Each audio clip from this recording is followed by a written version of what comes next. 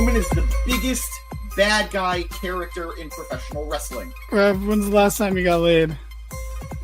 French toast is the exchange student that you have like a 3-week affair with. Hey, we can see that you don't have pants on. Can we tell the truth about Dusty sooner or later? Bro, less people wanted that than are currently watching our stream.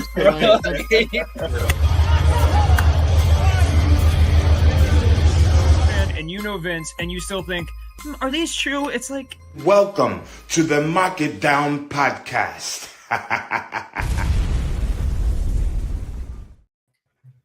Hello, everybody, and welcome to another edition of the Mark It Down podcast. My name is Nick Cummings, joined by Nick Maniotis and James Asante, Eric Grisanti, producer boy, in the background. Back here once again to review tonight's episode of AEW Dynamite. This is our first one since Wrestle Dynasty, but that didn't really come up, so don't worry if you missed anything. There's a recap at the beginning. It was a good show. You should go back and watch it, but outside of that, we just missed a few people from the show. That was really it. Before I get into the show, I want to say a welcome back to You Know It. I was chatting it up with him in the comments before the show even started. Good biggest return in professional wrestling on a Wednesday night anywhere. Yep, I will. That was me with that comment there. Also, over on Dynamite, we had Iya Riccaboni and Daddy Magic joining Excalibur on commentary tonight. So a bit of a new table, but I enjoyed it a lot. So let's head into our first match of the evening, which saw Will Ospreay face off against Buddy Matthews. This was billed as a bit of a grudge match. Buddy what? Matthews. You sure? I don't know about that. I heard a different name. I heard a different name. It was corrected. Hey, what kind of cleaning solution do you guys use? I'm really partial to Murphy's. Fun fact, I'm pretty sure Murphy's is just like the off-brand Guinness in Ireland. It's another like stout type of thing. It's good, but it's not as good as Guinness. Like barely anybody drinks it. Anyway, this match ended where Ospreay was able to kick out of what was basically a reverse GTS and a stomp from Matthews, but he bounced right back up and hit a Styles Clash that Buddy was forced to kick out of. Ospreay then lined up for a hidden blade, and after a quick round of applause from Will, he nailed Buddy to pick up the win. After the match, Ospreay grabbed the mic and has everyone give it up for Buddy Murphy. Whoops, he means Matthews.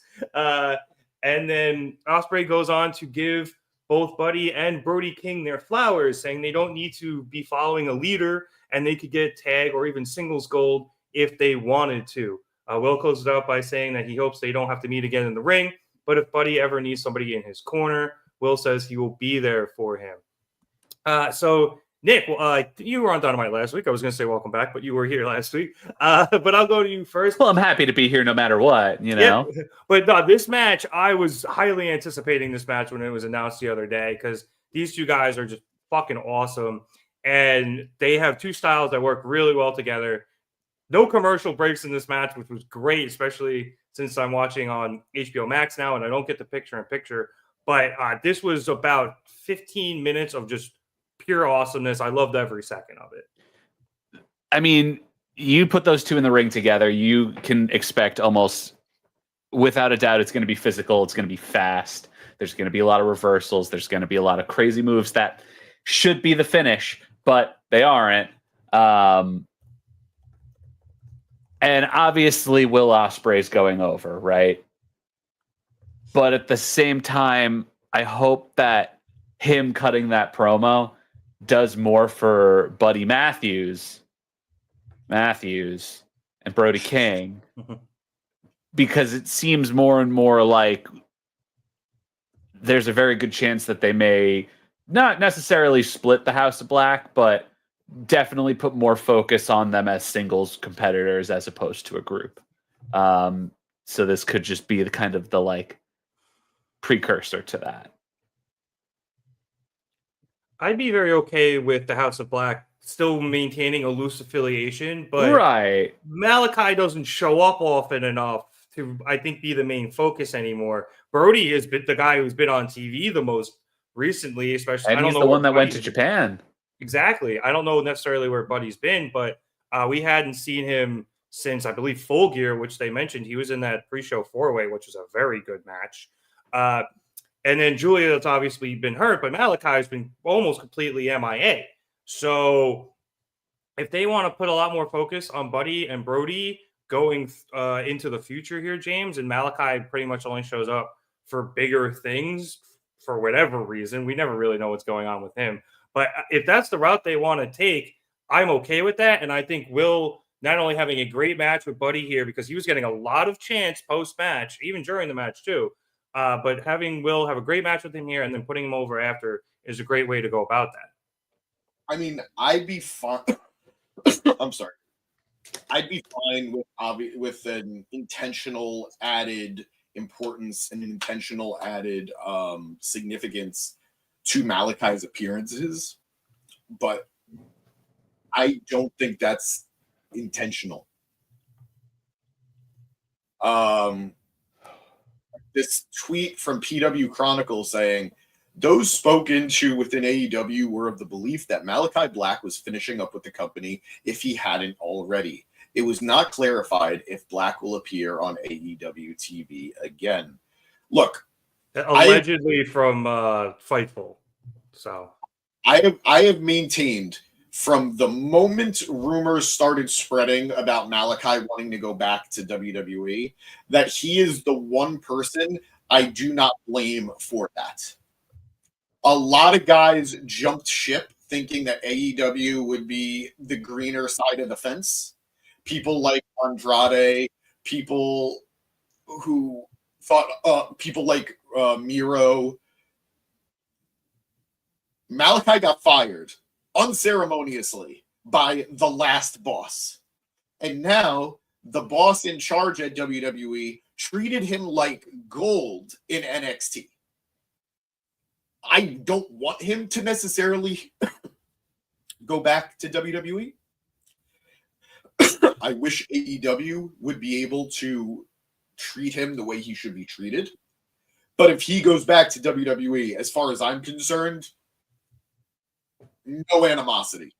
No, well, he didn't do his best in AEW. It's everything they gave him, he worked his ass off with. In my opinion, they didn't give him enough. Granted, I don't know what he turned down. I don't know what said what didn't work for him, brother. But no complaint with Malachi wanting to go back to WWE. Quite frankly, I think this opens things up a little bit for Buddy and for Brody.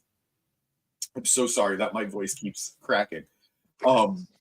My man, you've done like 5 podcasts in 7 days with a cold. Like, hit the cough button if you need to and continue to talk. I'm really doing my best here.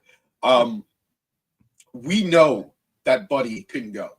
We knew that in WWE. We've seen it time and time again here in AEW. And it just kind of feels like he needs a concentrated push for him to reach that next level. Because we know his ring work is there. We know that he's surprisingly charismatic for a guy that you wouldn't expect it from. So, if this is the start of him maybe actually getting that push, I'm here for it. Same thing for Brody. Brody has been Mr. Reliable for AEW. They send him to Japan. They have him on Collision. They put him in the Continental Classic. We know that he can go as well. And so he's over as hell. Yeah, absolutely. Oh, yeah. People were barking when Willow lined up for a cannonball. Like, I know they barked for Buddy tonight when it looked like he was going to do it on the outside, but Willow lined up for a cannonball in the women's triple threat later in the night, and people started barking just for the cannonball. People fucking love Brody King. It's great. And he's delivered for us time and time again. So I'll be honest, I had no concept of Malachi leaving. I had, like, when this promo was happening, when this match was happening, this concept of Malachi being done with AEW was nowhere in my, like, field of vision. I took it as about an hour ago, so it's not just you. I took it as, well, they're setting up for Malachi versus Ospreay. Malachi not liking the fact that Ospreay is getting involved in his house, so Malachi versus Ospreay feels like a banger of a match to have. Now, granted, between what happened at the end of the show, where I want to cry, and these reports of Malachi being done, I don't know if that's going to happen. Maybe they get it out of the way before he leaves, but we won't know until we know.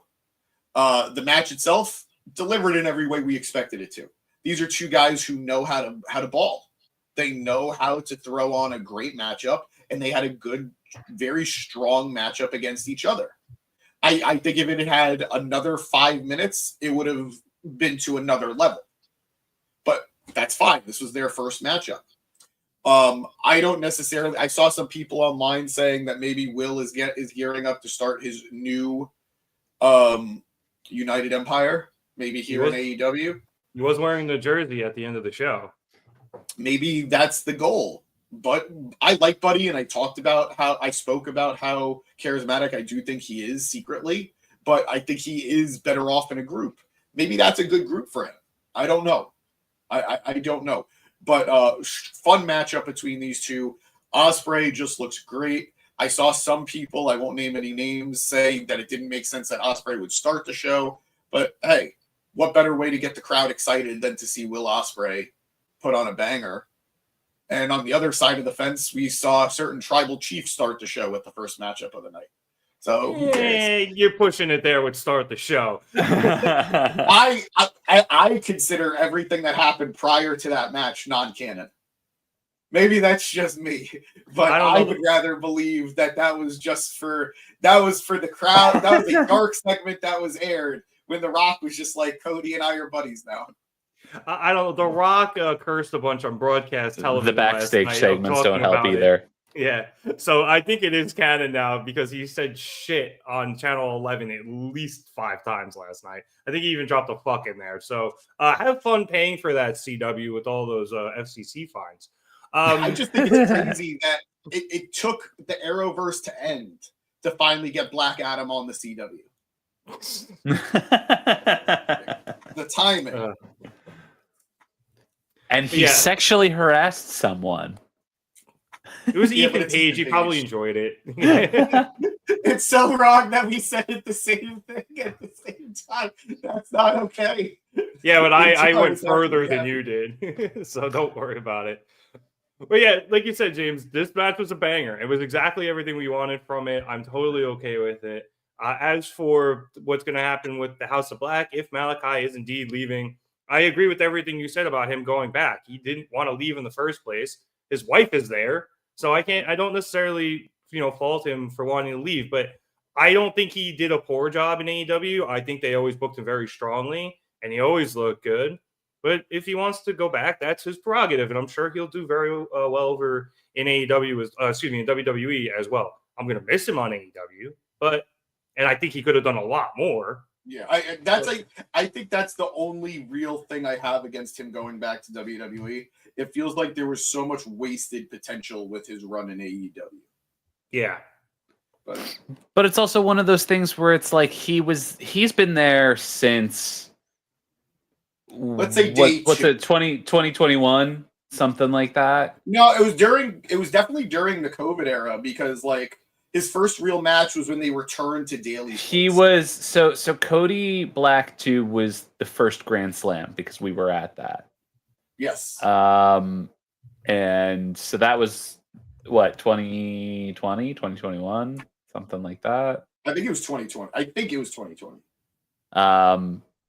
And so that was really kind of the beginning of his run in AEW, and it just kind of felt like for that 3 to 4 year period, they gave him some stuff, they did some things, but they never really put him in that top spot. They never really put him in the main focus. And that's really what I wanted to see from him. And, had he stuck around, maybe they would have eventually. But I feel like he's a guy that is always going to be overlooked in AEW because there's such a plethora of big guys and big stars and big names coming in that he may have just kind of slotted into this utility role, unfortunately. And I'm a big Black fan, so I want to see him do well, but that's just kind of the vibe that I got for a long time. Two things. One, I got your timeline for you on Malachi. He debuted July 7th, 2021 at the Dynamite Road Rager. And then August 4th of that year, he beat Cody and then laid him out with the hitting with a crutch. And then they faced each other at Grand Slam 2021, and then he beat him again. Yeah, so... Yes. Wow, Also, it really hasn't even been that long. Like three it's been long, years. But yeah. Also, is it plethora or plethora? Have I been saying it wrong? I thought it was it's plethora, but I liked how he said it. I didn't want to. I know it's plethora, but when I'm using it in verbiage, I like plethora. I don't know why. Okay. Hi, Danny. Hi, Danny. Yeah. Oh, hey. Welcome. Welcome. I disagree with everything you guys said. That's great. No, we know. That's why I wasn't gonna let you in until we were past it. But no, I actually didn't know, because when I was watching, I thought you guys were talking about Buddy Matthews, and then I came in and I realized we were talking about Malachi. So I really wanted to say how great would a Buddy Matthews versus Takeshita match be right now. Like, oh yeah, but absolutely. Malachi's gone. Is that official, or what's the word on that? It's the report coming from Fightful that it looks like he's going to be returning to WWE. But this is not the first time this has been reported. So who knows? I mean, it could just all be conjecture once again. I mean, it's a new year. You gotta have that Malachi Black's leaving story, you know? Yeah. I really want to believe that Malachi was actually leaving every time it was reported, but out of spite, he's like, well, fuck, I got to stay another 6 months. But the reports just kept happening, so he was just like, okay, here we are. I do feel like this is the first time, though, that booking is reflecting the story, what's happening outside the ring. So Julia feels very separate. Feels very separate. This segment with Buddy, Brody has just kind of been doing his own thing for a while now. Well, because none of them are there, so he kind of had to. Yeah. So we'll see. But I am weirdly more worried about Brody than I am Buddy, even though I think Brody is much better than Buddy. I just think Brody is like this guy that it's like, he's so unique, and he's so unique looking, and his gimmick is so unique that like it's hard to slot him in somewhere. I think Buddy, you could literally throw in any scenario, win, lose, or draw, and it's fine because he's going to have a great matchup. But you want to protect Brody because he is this big monster. But I don't know that you can all the time, because you always sort of in the past were able to fall back on, well, if he fell, that was building to whatever Malachi would be doing. Right. I disagree with the worrying. I think all the nice things you said are true, but he has a spot. He's always on TV, like pretty regularly. He is a better version of Lance Archer and Brian Cage and all the other big guys. Like, he is the most balanced one. Like, he gets his moments, and like even when he loses, it doesn't feel like he has something. He still has something. Whereas like the other, like Lance Archer doesn't have anything anymore. So I think Brody is perfectly fine. He lost to David Finlay, of all people, in Japan. I'm telling you, which was a very good match, and I will say, David Finlay, I gotta give it to you. He had a great weekend. You're doing great. However, you are still David Finlay, and he lost to him. And to Danny's point, like it doesn't feel like he came out of that looking worse. Fuck it, put the tag titles on those two, Buddy and Brody, or put a singles title on either one of them. Yeah, why not? We clearly don't care about the tag division. Might as well. We might start caring about them. We'll get to that in a little bit. But, I mean, yeah, you could put the tag titles on these guys. I think they're also, both of them are both good for any of those mid-card single titles. Obviously, the Continental's a little wrapped up, but either of them could hold the International or TNT championships. No problem. I don't think anybody would have any qualms about any of that. So, I think look, if Malachi is indeed leaving, there's a lot of options for all three members of the House of Black, including Julia Hart. But we'll keep an eye on that story, and we'll give you guys our opinions as more news comes down from it. I do quickly want to jump into the comments. Eric, back to our things about The Rock, asked what Ethan Page was wearing. It's scary. See, so here's the thing now. We are now officially a company, and I feel like that means we need to have an official HR rep. And I don't know if we can laugh at these comments anymore. Can we? I don't know. Yeah, we're fine. It's saying that Black Adam was the worst movie he ever saw. There is no way it was that. I saw it. It wasn't great. It wasn't the worst movie you've ever seen. It wasn't. You live a privileged movie life. You know it. No, I guarantee James is soft selling it because he refuses to criticize The Rock in shitty movies. It wasn't even the worst Snyder versus DC movie. Oh yeah, Aquaman 2 was. Aquaman 2 was fucking how bad Woman was 84. it in how 84 was pretty bad. How bad was it in terms of Dwayne Johnson movies? Like, what's the bar? Like, what's the high point? What's the low point for Dwayne Johnson movies? So The Tooth Fairy has to point. be. Rundown is the high point. Tooth Fairy has to be the low point, right? Or like, what's the stupid football one he did? Iron Gang? No, the other one where he's a dad. The other stupid football. Yeah. No, the one where he like finds out he had a daughter. He didn't know. Was it? Yeah, the game. Yes, plan. yeah. I like that. Yeah, that one. I mean, I was a kid when I saw it. I think Mummy even is as number a kid, I would 2. hate that. Phil Phil's in the here. comments. Phil's here. Wow. The Mummy, My boy. The Mummy Returns is number 2. I agree with that. The Mummy. Especially that CGI. Yeah, that. Yeah. I don't care, bro. The fact that it's so bad makes it even better. I'll defend the Mummy movies to my death. Only the first 2, obviously. There's no other ones after that. No. But like, I'll especially no other one where they replace the second main character. Yeah. Who would try to create a monster verse? That would be really dumb. The worst part is I really like Maria Bello, but like Rachel Weisz is just too good. You just don't replace her. You don't replace her. I mean, you also don't replace Brendan Fraser. You know, like that's just. I mean, they did it though. Well, that was the other one. The reboot. Yeah. That was bad. Yeah, I would never try to reboot that. That's. Anyway, I agree. But anyway, the point is, it was bad, and we should get back to wrestling, I guess. Yeah. Sure. On that note, shout out to Brendan Fraser. Sorry, it's saying that Brody and Hobbs could make a good combo for a tag team. That'd be a very meaty tag team.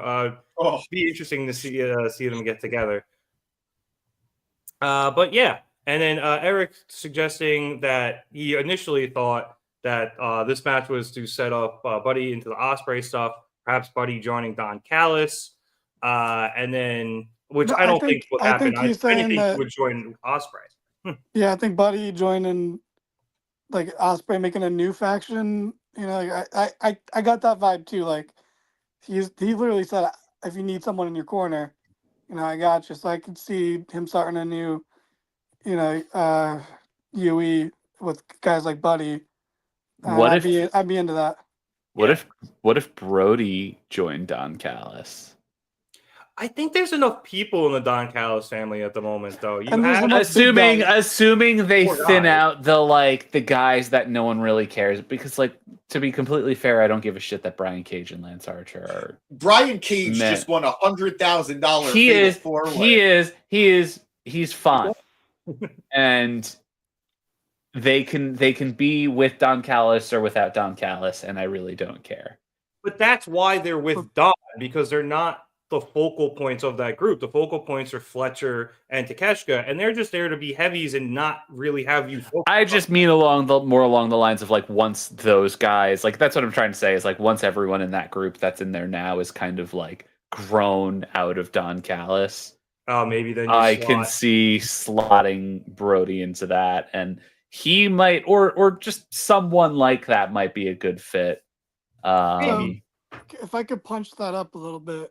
Because I now that we get what you're saying, but how about instead when all those other guys move on from the Don Callis family, we just get rid of Don Callis and stop doing Don Callis families. You know?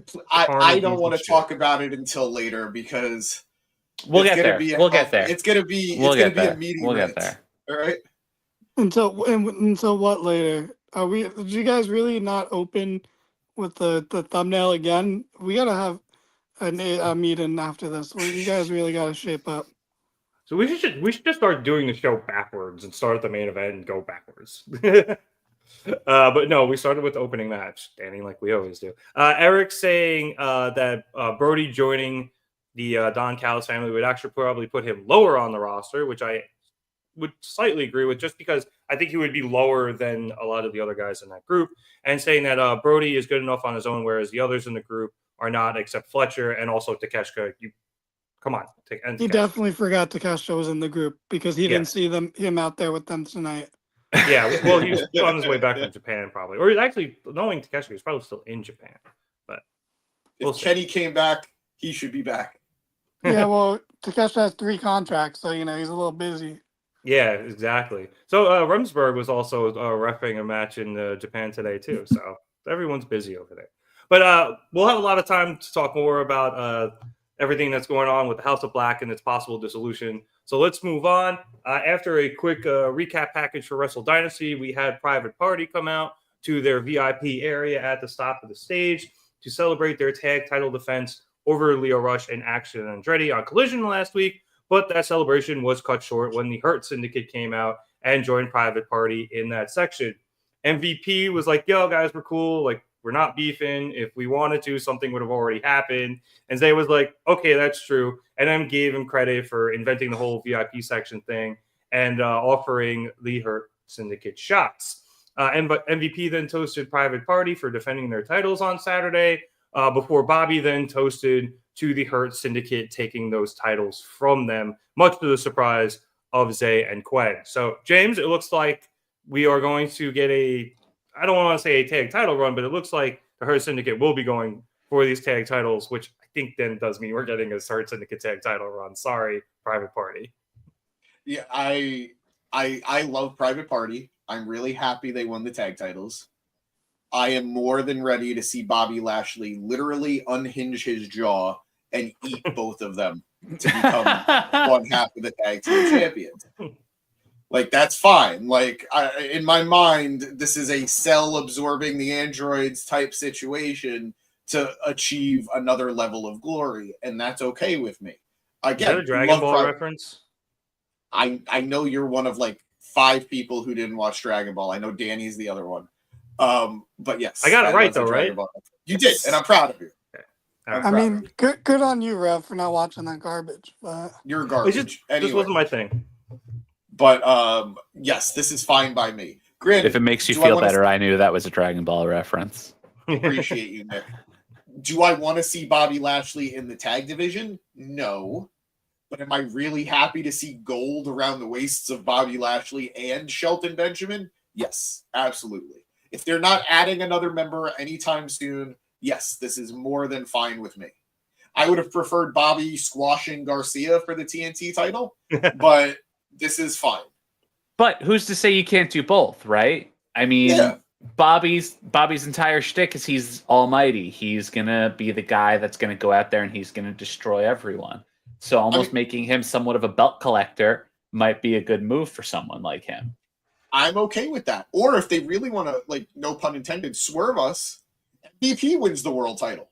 Let's just go crazy. It's 2025. Balls to the wall. Let's just not make sense. You say that, but I was gonna jokingly say, like, I would like it if they won the tag titles, and then they keep saying, we're gonna freebird it, so all 3 of us are champions. But MVP never wrestles. He's like, no, we're all champions, though. We're all champions. That would be great. I would like that.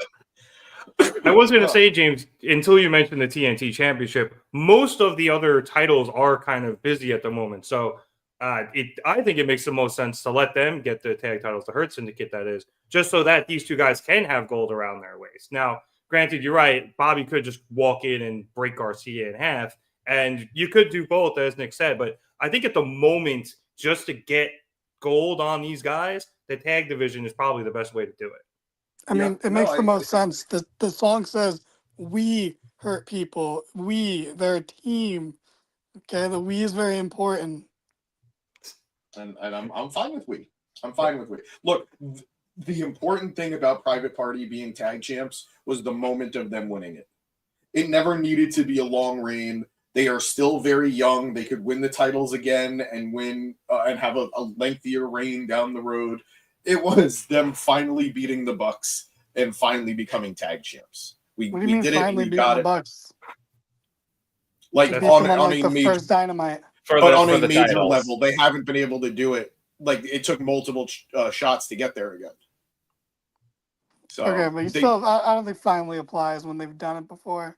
I would say finally beat them for the titles probably would have been the proper qualifier. And finally prove that it wasn't a fluke. Because that's what the storyline was. It was a fluke that they beat the Bucks in the first place.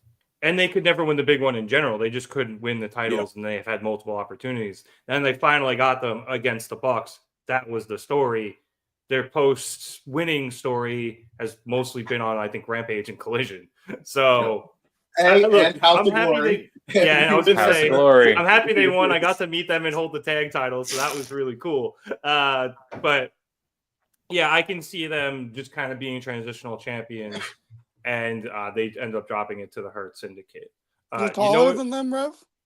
I think so. I'll have to check the picture. But because Zay's pretty tall. I was taller than Quen, but Zay's pretty tall.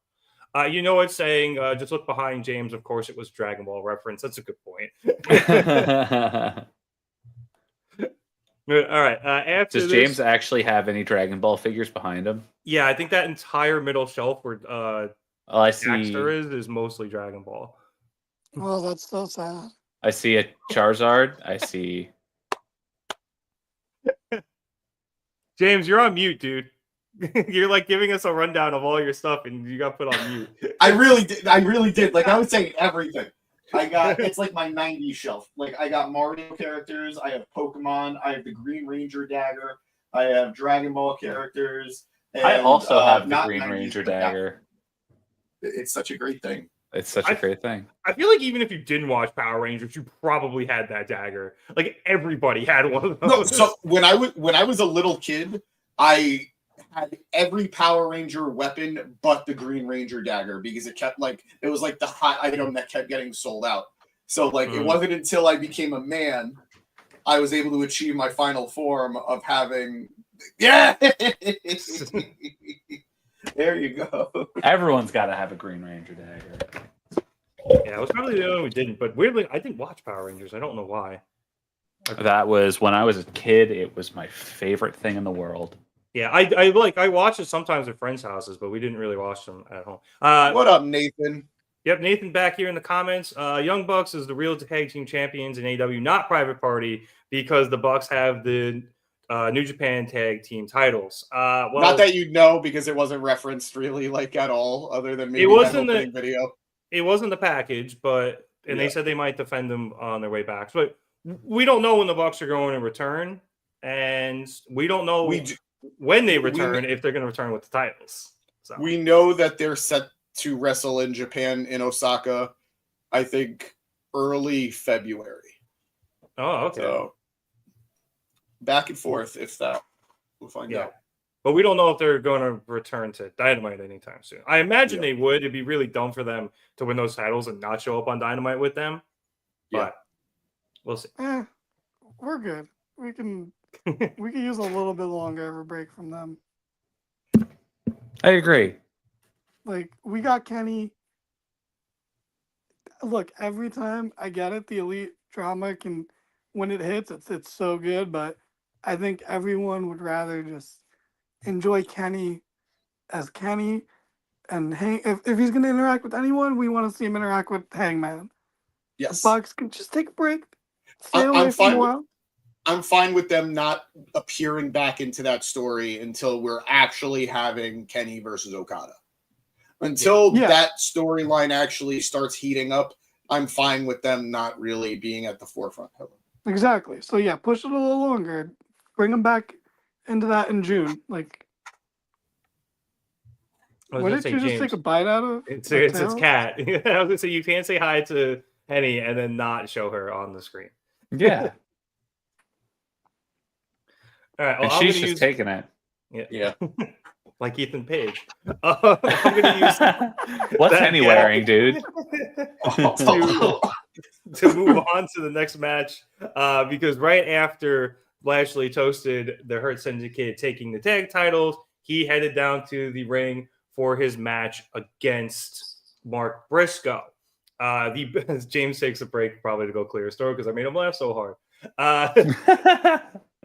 So about towards the end of this match, MVP, who was on commentary, did some great stuff here where he started flipping out after Mark Briscoe, who was under the ring, secretly hit Lashley with a chair that he had grabbed and then put it in the ring and use it to launch himself into Lashley with MVP, I believe, screaming that's an international object and you need to disqualify him. And MVP continued to scream about the referee cheating up until the point where after he was able to get a bunch of offensive in off of that move with the chair, Briscoe hit the froggy bow, but Lashley kicked out at 1, which is really cool. And then Briscoe attempted to continue his offensive run, but Lashley caught him with a spear, and that just set up the end where we got another spear and then the Hurt Lock until Briscoe passed out and Lashley was able to pick up the win. After the match, MVP and my man Shelton Benjamin entered the ring, and Shelton began the beatdown on Briscoe, but Private Party returned, this time with chairs to make the save and force MVP to make Shelton and Bobby stand down. So Danny, this was a match. It did what it was supposed to do. Briscoe got his brief offense in. He had to use the chair to do it, but Bobby looked like an absolute beast in this match. He dominated a former 2-time Ring of Honor World Champion and 13-time Tag Team Champion, and somebody we know who is formidable in AEW. Just absolutely cooked him. So while Briscoe looked fine, Bobby looked great in this match, and then we continued the Private Party Hurt Syndicate stuff with the save at the end. So good stuff all around by them. I think Mark Briscoe is like really good at being that type of babyface. Like he he's gonna lose this match, but you still you're in the crowd, you still end up cheering for him because he's just that type of guy, that type of babyface. I think he's one of those guys that people can actually learn from because he does that kind of better than a lot of people on the roster. The only thing I'll disagree with is I did not like this kick out at 1 by Bobby. It didn't feel good. It wasn't hype. It was like a normal kick out. It just was at 1. This to me felt like this isn't where I need a kick out at 1, sort of thing. And that one did not hit for me, especially because Bobby just he didn't even get up and hulk up and beat the shit out of him. He just kind of he was still very staggered when it happened. Honestly, I think the reason it looked good, well, not even looked good, because I agree with you on the point where I don't think Bobby did enough to really sell it that he kicked out at 1. But Riccaboni on commentary, I thought, did a great job of selling it, being like, how many times has he won a title with that move? I don't think I've ever seen somebody kick out at 1 from it. Riccaboni did a better job of selling it than Lashley did. Oh, that's 100% true. First of all, Riccaboni should stay permanently, please. But he hates flying, apparently. That's the only reason he's not. Please, just get over it, bro. Just be like Taylor Swift, bro. I don't care. At this point, do whatever you got to do. But the other thing is, it got no reaction, from the crowd. And it was, one of the only things, this crowd sucked. But, in this match, they were pretty good. But that got, nothing. Because I don't think this crowd knew what Mark Briscoe's, finishers look like. So they didn't know what they were looking for. So it just...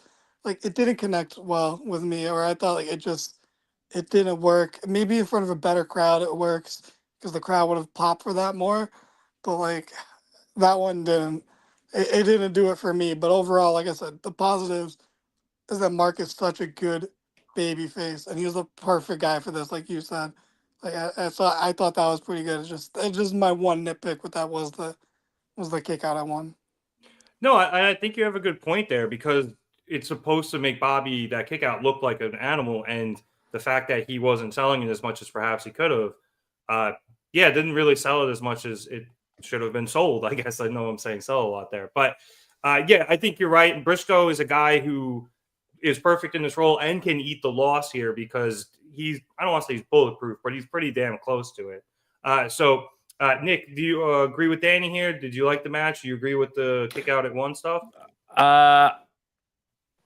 I think I'm 100% on the same page with Danny here. I agree that the kick out at 1 thing didn't quite feel like it was the time to do it. And to that point, it may have just been the crowd not really hot for this match, or They were just kinda not being dead. really, Crowd sucked not all really night. being hot. Yeah, all night. But it served its purpose. Mark Briscoe is 100% that baby face that needs to that can lose a match like that, but also still look great coming out of it. In a sense that he's always going to be slotted into that role, and I'm never going to feel bad that happened. Yeah, like I said, he's pretty much bulletproof at this point, so he can definitely eat this loss. And all right, James, are you done coughing? Okay. Did I not mute it? No, you were. I was gonna throw to you, and then you muted yourself. I was like, shit, now I gotta vamp. So I decided to vamp about you coughing. But James, what you missed was we were all agreeing with the fact that Briscoe is perfect for this role, where he could come in and take this loss to Bobby while still having that real epic comeback towards the end, using the chair and eventually hitting the Froggy Bow.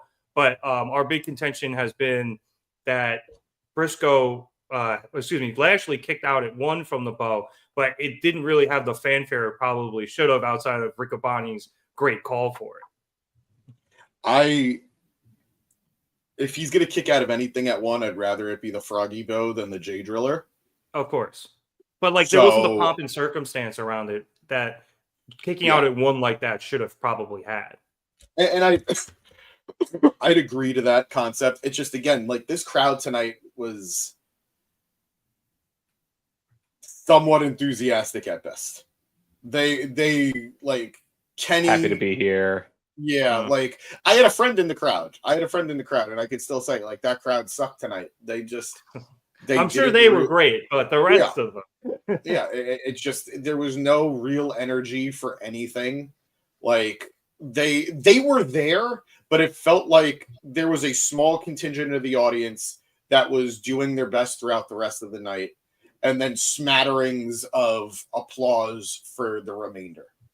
And that's a bummer. You don't want to see that on any show. You want to see an engaged crowd, but this was not it. And as far as the match itself, Nick said, I think Danny also reiterated it, or Danny said it and Nick reiterated it, that Mark is one of those guys that can survive any type of loss, really, because of how popular he is. And he'll be able to bounce back with no real issue. I don't want him to be that guy who always takes those losses because he can take them. But I know Mark will be fine next week. You could put him in a match next week and fans aren't going to care. Mark's going to cut a promo next week. You're going to have absolutely no idea what he's talking about, and it's going to be the greatest promo of all time, and no one's going to care. Exactly. So it'll be fine. Exactly. So maybe Cool Kyle will get really hyped from it. Yeah. So Cool Kyle's not with them anymore. Hey, during the Casino Gauntlet match, I do. Conglomeration was on his I was. Yeah, I did want to bring that up. Either Fair they enough. forgot to change it, or I'm sure he's still friends with those guys. You can have more than one friend group. I have 4. Undisputed Conglomeration sounds great. Undisputed Conglomeration. Okay. Mark Briscoe, just Adam Cole. Who's ready for story time with Adam Cole, baby? And then Mark Briscoe is just like the Tasmanian devil. Yeah. I'd watch that. It would certainly be funny. But yeah, not much more you could say about the match. I am very happy with the presentation of Bobby Lashley. Yeah, he is being presented as the monster he should be presented as. And Shelton has been looking great as well. And we'll see where this goes from here. I think the tag titles are a definite. I don't think it's a maybe. I think it's a definite. I think the good thing with that too is they're a team that if they do win the tag titles, I don't expect someone like the Death Riders to just come and win the tag titles. Like there's already another looming presence in the company that I'm like, they might just throw the tag titles on them. So if they didn't want to do that, I think the Hurt Syndicate is a good group to guarantee that that's not going to happen. Yeah, and it helps too that the Death Riders have the trio titles, and I know they haven't defended them too much, and we don't see them because the Death Riders in general just aren't parading around with their titles. But they don't need the tag titles and the trio titles. It would keep too many titles literally off of TV because they're not holding them. Right. So I think that would be kind of silly. In answer to this tweet, why are the Hurt Syndicate freeing from Private Party? I mean, I get you want your babyface to look strong, but I don't know, or I don't care. The Hurt Syndicate should not be fleeing from anyone. This was directly addressed in the segment. I was going to say Excalibur explained MVP holding Lashley and Shelton back because they did want to go after them.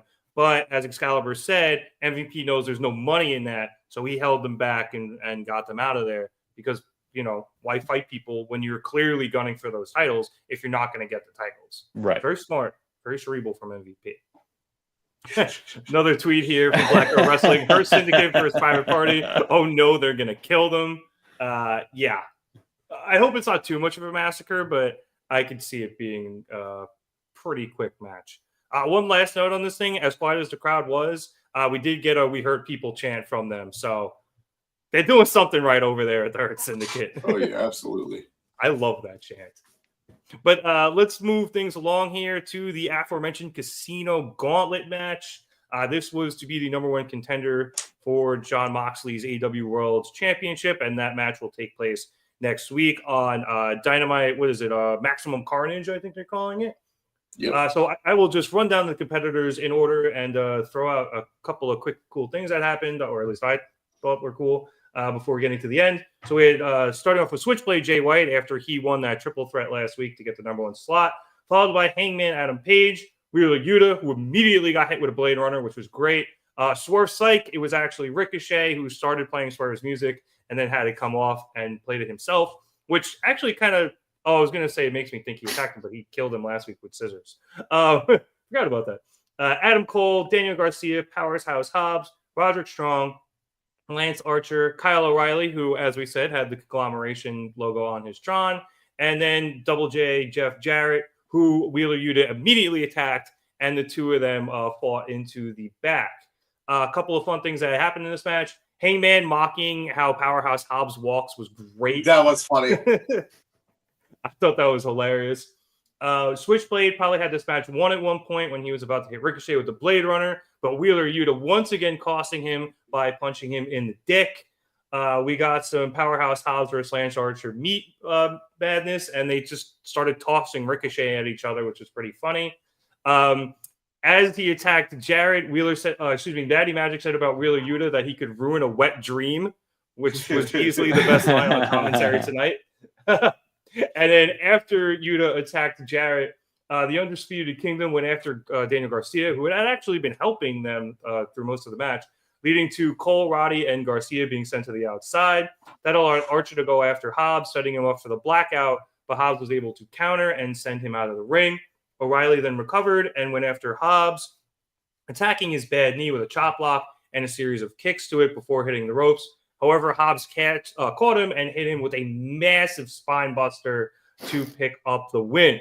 After the match, Renee hopped into the ring and interviewed Hobbs, and Hobbs said that Moxley was the one who brought him to AEW, but next week he's going to shock the world, and not only that, he's going to make Jon Moxley his bitch. Much to the displeasure of Renee. She was not very happy about that. Renee a hypocrite right now. I got some issues with Renee. And then when Hobbs was leaving and he got towards the tunnel, Jeff Jarrett appeared after, I'm assuming, kicking the shit out of Wheeler Yuta, and Hobbs shook his hand and then he headed to the back. So we'll get to the stuff with Jarrett in a second. But Nick, I love this match. I just love the Casino Gauntlets. They're so much fun. They're frantic. They're high-paced. They're chaotic, as our title so aptly says. I'm very hyped Powerhouse Hobbs won. Him versus Moxley, I think, is going to be a banger next week. I just love Hobbs, so give him all of the things.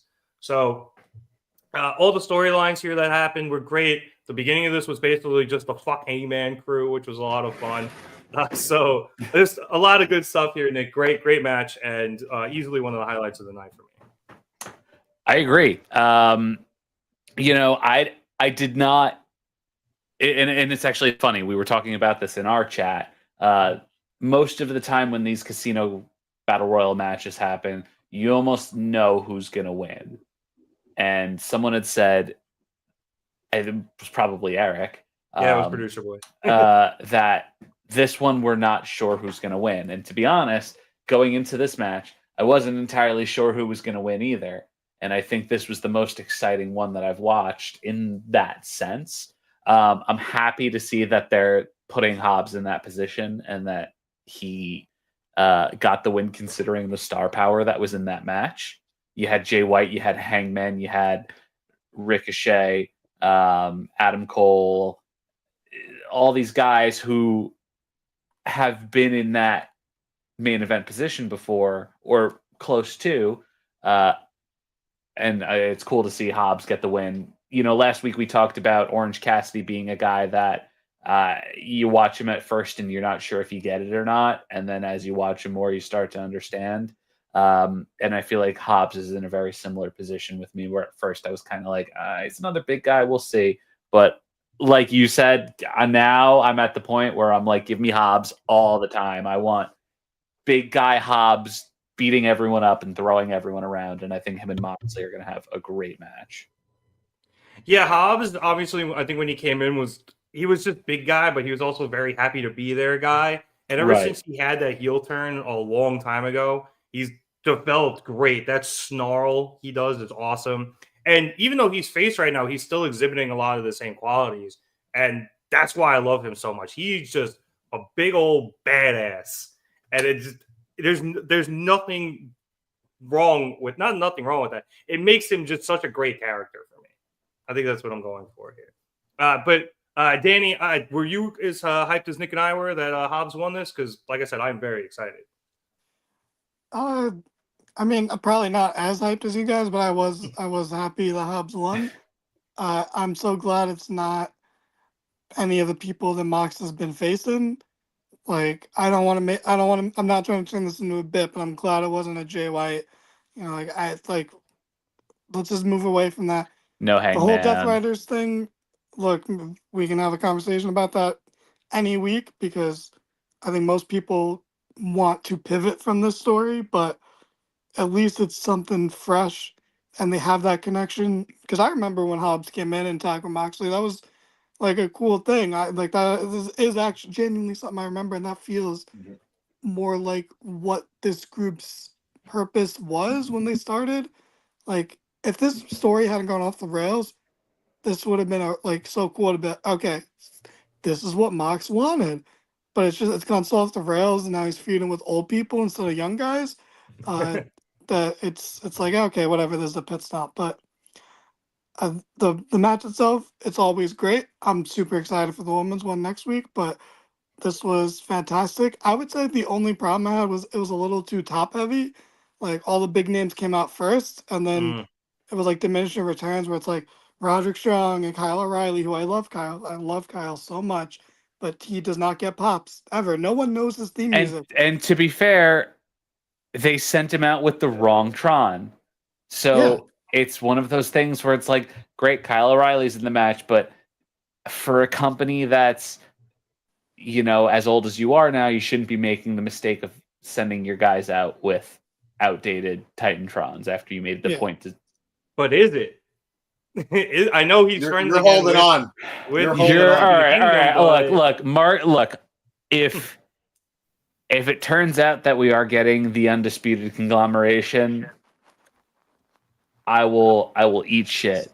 But I'm not saying we're going to get that. I just think Kyle's going to be cool with both of them. I don't think he's necessarily a full-blown member of the Undisputed Kingdom, but maybe he's not also a full-blown member of the conglomeration either. Because they're more of a full, loose affiliation than anything. Yeah, I mean, he's definitely a full-blown member of the Undisputed Kingdom. I think it just makes it too confusing at that point. Why is he teetering between both? Just because he doesn't know which girl he wants to take to the prom, so he went with both, and I was gonna have to go back and forth every week and try not to get caught by either one of them.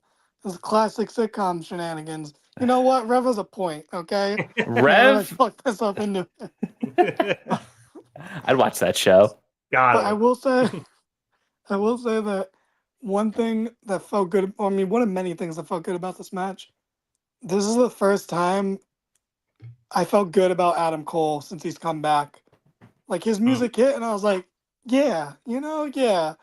I miss liking Adam Cole. We talked about this. We talked about this last week. Yeah. That they're just throwing whatever they can to like force us to remember that we actually like Adam Cole.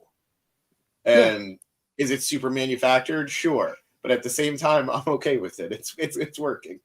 Yeah, I mean, it worked this week. I don't know how I'm going to feel next week. But it worked this week because his music hit and the crowd popped. And I was like, no. Like, this is what could have been. But then nice. Roderick Strong and Kyle O'Reilly came out. It was nice seeing him. And no one cared. So, like, it was a step in the right direction. It's like, but if the boat's sinking, doesn't matter. No, but at least I can say I enjoyed it. I enjoyed Adam, especially because he felt like a big deal because he came in the first half where all the stars were coming out. So, I felt good. But then his faction mates came and I was like, oh, this is where the jabronis come out section of the match. So, like, we need the gauntlet. We needed to have, like, the one big name at the end that comes in. And I guess that was supposed to be Jarrett. But then he was gone immediately. Yeah, which they're doing a great job at making me want to like smack the shit out of Wheeler Yuta. Yeah, like Garcia did in the middle of that. Oh my god, like, his chest was like bloodied and torn up. It was great. It looks like the two of them watched Ricochet. It looks like they watched Ricochet Sabre Jr. from Saturday. Yeah, seriously, how was it weird, Danny? Because they were just like. It was like a combo of a chop and a slap where it's like, you're hitting him in the face, but you're clearly also hitting his neck and his chest. And it's not an accident because you kept doing it. Like, I was like, what? I was like, what are you going for? I was like, are you guys mad at each other? I was like, this looks so much more painful. Like, why are you doing this to yourselves? It's attacking their lats. That's what they're doing. This is your lat or your trap? It's your trap. You're asking the wrong guys. Up here, trap. What do you catch? I work out sometimes. James, you can't move your shoulder. But I know it's not my trap. Yeah. Any more thoughts on this match, James, before we move on? No, I'm just really happy Hobbs won. It was nice seeing some old NXT callbacks in that match, seeing Adam Cole and Ricochet go against each other. A lot Ricochet of is always going to be at his best when he's getting beat up by more popular guys. Ricochet was this close to fucking up that Panama Sunrise. I would say that Ricochet is more popular than Adam Cole right now, actually. So, yeah, honestly, I think a lot of people are enjoying this new Ricochet character, and Cole is coming off a feud with MJF that everybody wanted to end. So I think Danny's got a point there. No, I'd agree, but I also think it's going to fizzle sooner than later. And maybe I'm just too jaded on Ricochet. Maybe I'm just too, Ricochet is the guy who main evented the Tokyo Dome this weekend. Really? But I just don't see this lasting. You're also salty that it wasn't Kenny, so... No. I'm not... No. I always love a good Rock Hogan situation and feeling bad for the match that takes place after. It's always funny to see. So I'm not salty about Kenny not main eventing at the Tokyo Dome. But I never, ever would have had on my bingo card Ricochet versus Zack Sabre Jr. as a main event in the Tokyo Dome. I don't think anybody would have. But we'll see. I guess that speaks to the state of New Japan then, right? Oh, they've got the talent. But it that's a different video. Yeah, that's a different video. Quickly into the comments, Eric saying, I would say Ricochet almost loses the mystique of the new character by putting him in this battle royal. I don't know why you would think that. I didn't feel that way. I'm going Guys? to disagree Eric simply because goes of to the entrance. school. Eric goes to the school where he, if a Doesn't guy, like anything? but if a guy doesn't win everything, then the character's ruined. Yeah. Which is crazy because this is a match where, excuse me, he doesn't eat it's a universal wrestling thing that it's okay if a guy loses a multi-person match because whatever, they're not the one to get pinned. He also debuted in this match, so it's totally makes sense that he would be in it. Yeah. And there's also Mystique, bro. He's still a dork. The character is he's a dork. He's just a school shooter. He's Bro, Rick from Degrassi. That's yeah.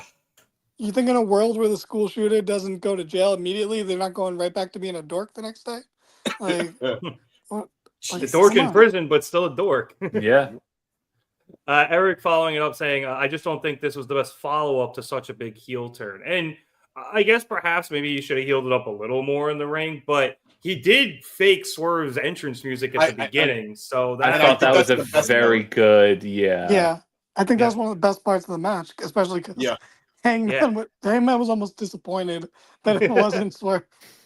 Hangman's eyes changed 3 times in that sequence. What's interesting too is when he debuted in the match at All In, it was Hangman who was staring and watching that. So it's almost kind of a parallel to that too. This is the second time that Hangman's been the kind of sole guy in the ring waiting for the next person to come in, and it's Ricochet. Yeah, you know what? Eric really brings up a good point that this actually was a good follow-up. He really helped us possibly get there. the best follow-up. Turns out it was actually pretty good. Especially considering how much they hyped up Swerve being in this match. They had mentioned the fact last week that he had never been in it because he had always been champ, and he was really looking forward to it. But because of Ricochet's attack, he was unable to do so. And then here comes Ricochet stealing his spot in the match. So another great point as to why this was a great follow-up. It was subtle storytelling, but it is there. Right. But yeah, like I said, really good stuff out of this match. Hopefully, and Danny, you and I were talking about this a bit in our chat during the show. As much as we love these, let's try not to do them too often so they keep the novelty of them. Maybe we do them like once a quarter, but I still love them. So I want more, but I don't want them to get oversaturated. All right, let's move on because after this, we had a quick Christian Cage and Hook video package for their match, which will be happening next week. And then we came back to the ring with Jeff Jarrett, who was still out there, and he was being interviewed by Rick Abani. So after Rick Abani asked his question, Jarrett asked the question if he still has what it takes to climb the mountain to get to the AEW World Championship. Before he can go any further, MJF's music hits to interrupt him. MJF comes down and calls Rick Abani a Bible-thumping prick before sending him out of the ring. And then he goes on to introduce himself to Jarrett, since Jarrett hasn't had the pleasure of meeting him, and he says that he is the longest reigning AEW champion of all time, and all of his other accolades. MJF then says he wants his Triple B back, but the title scene is a Dr. Seuss nightmare of a mess right now, with Hobbs being the #1 contender after Jeff's failure, plus their Switchblade, Hangman, and of course, Dictator John holding the title. It quickly saying, I hear music for the end of the show. Is the AEW truck running it? I don't know. Producer Boy and the AEW truck probably are at the same level at this point. I don't know if that's an insult to one or a compliment to the other. I'll let you guys decide. Max then says that he thinks that there's one person other than him that can hold the Triple B, and it is Double J himself, Jeff Jarrett. As Max spouts off some of his accolades before saying he had to Google them because he's not a dinosaur and he doesn't actually know any of them. But his dad was a big fan when he was a kid.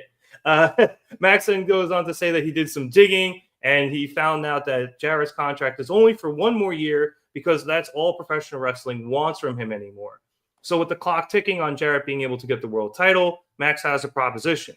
He will help Jarrett get the title in exchange for being the one who gets the first shot at it once Jarrett wins. Jeff thinks about it for a bit and takes the mic from Max, saying MJF might be the longest reigning champion in AEW, but what guys who have learned more from their failures and their mistakes, from their failures than their successes, call guys like Max are one-hit wonders. Jeff says that he knows MJF had a chance to be in the Casino Gauntlet match, but instead decided to back out of it and connive and scheme, which is why he wasn't in his gear, which tells Jarrett all he needs to know about Max. So Jeff rejects MJF's offer, telling the quote-unquote entitled prick that he doesn't need his help. So, James, I, for whatever weird reason, am all aboard the Jeff Jarrett AEW World Championship train. I don't know if he needs to win it, but I definitely want the match. But it looks like the first pit stop along the way is going to be a feud with MJF, which I think could be fun. I think so, too. I think these are two guys who are going to be more known for their talking than their ring work. And that's not a knock because we know MJF can go. Like, that's not a question at this point anymore. It's just I think the promo battles are going to be fun. I also don't need this to be a super long feud either. Absolutely not.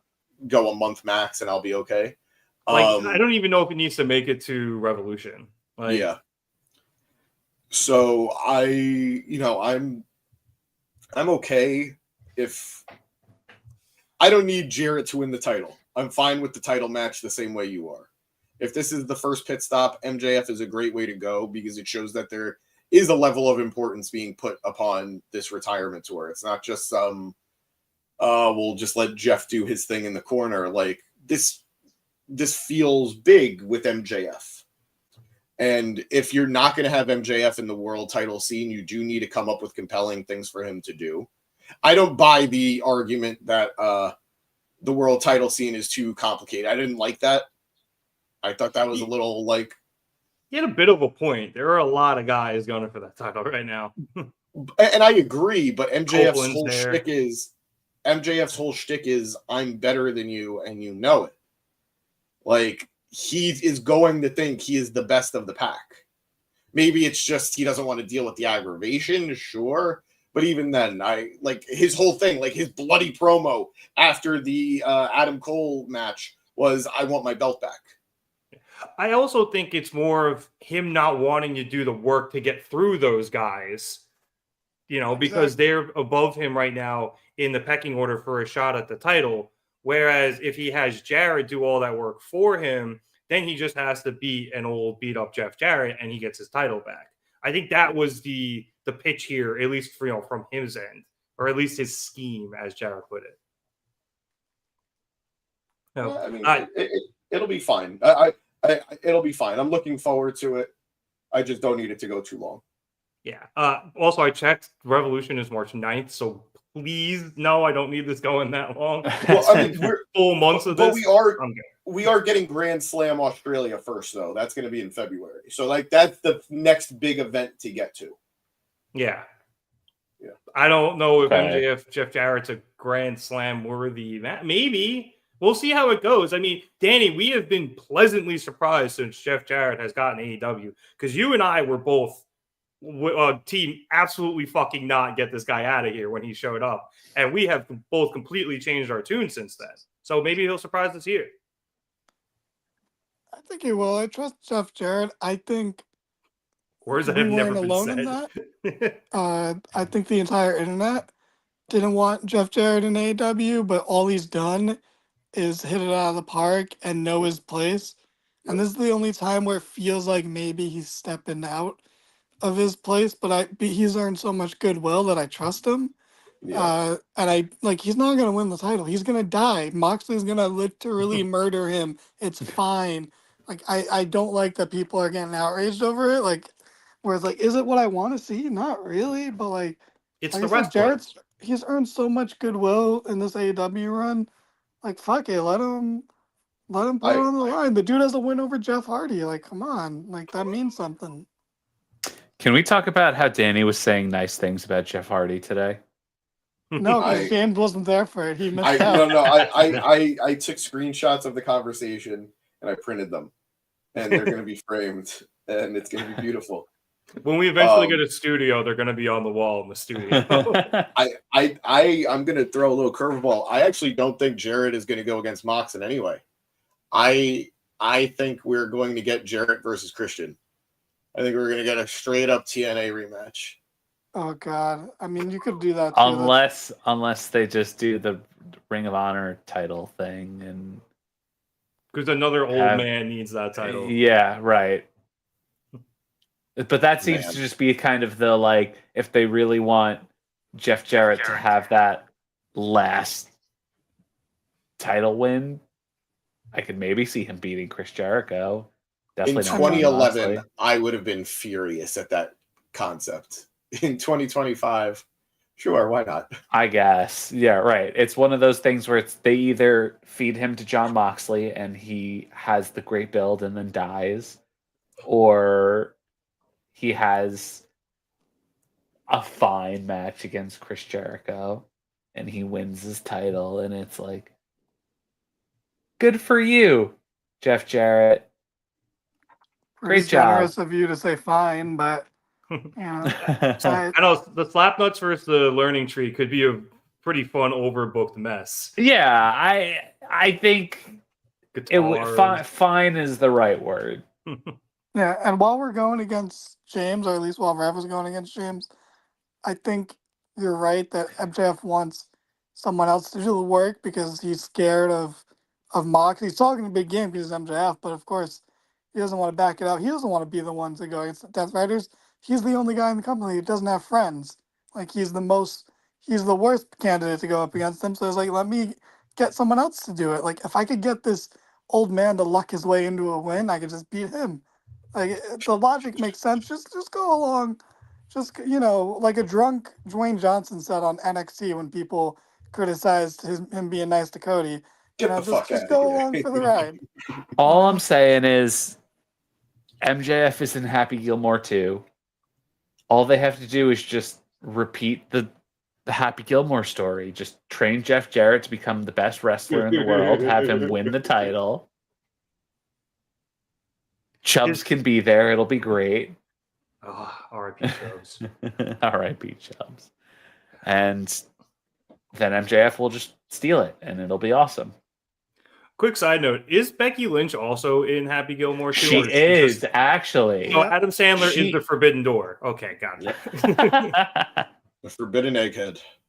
Because I saw the Instagram post of her trying to do the Happy Gilmore swing, and one of my Bruins fans saw her in a Bruins shirt. She has apparently, I think it's a cameo, which I don't know what that means in terms of the movie.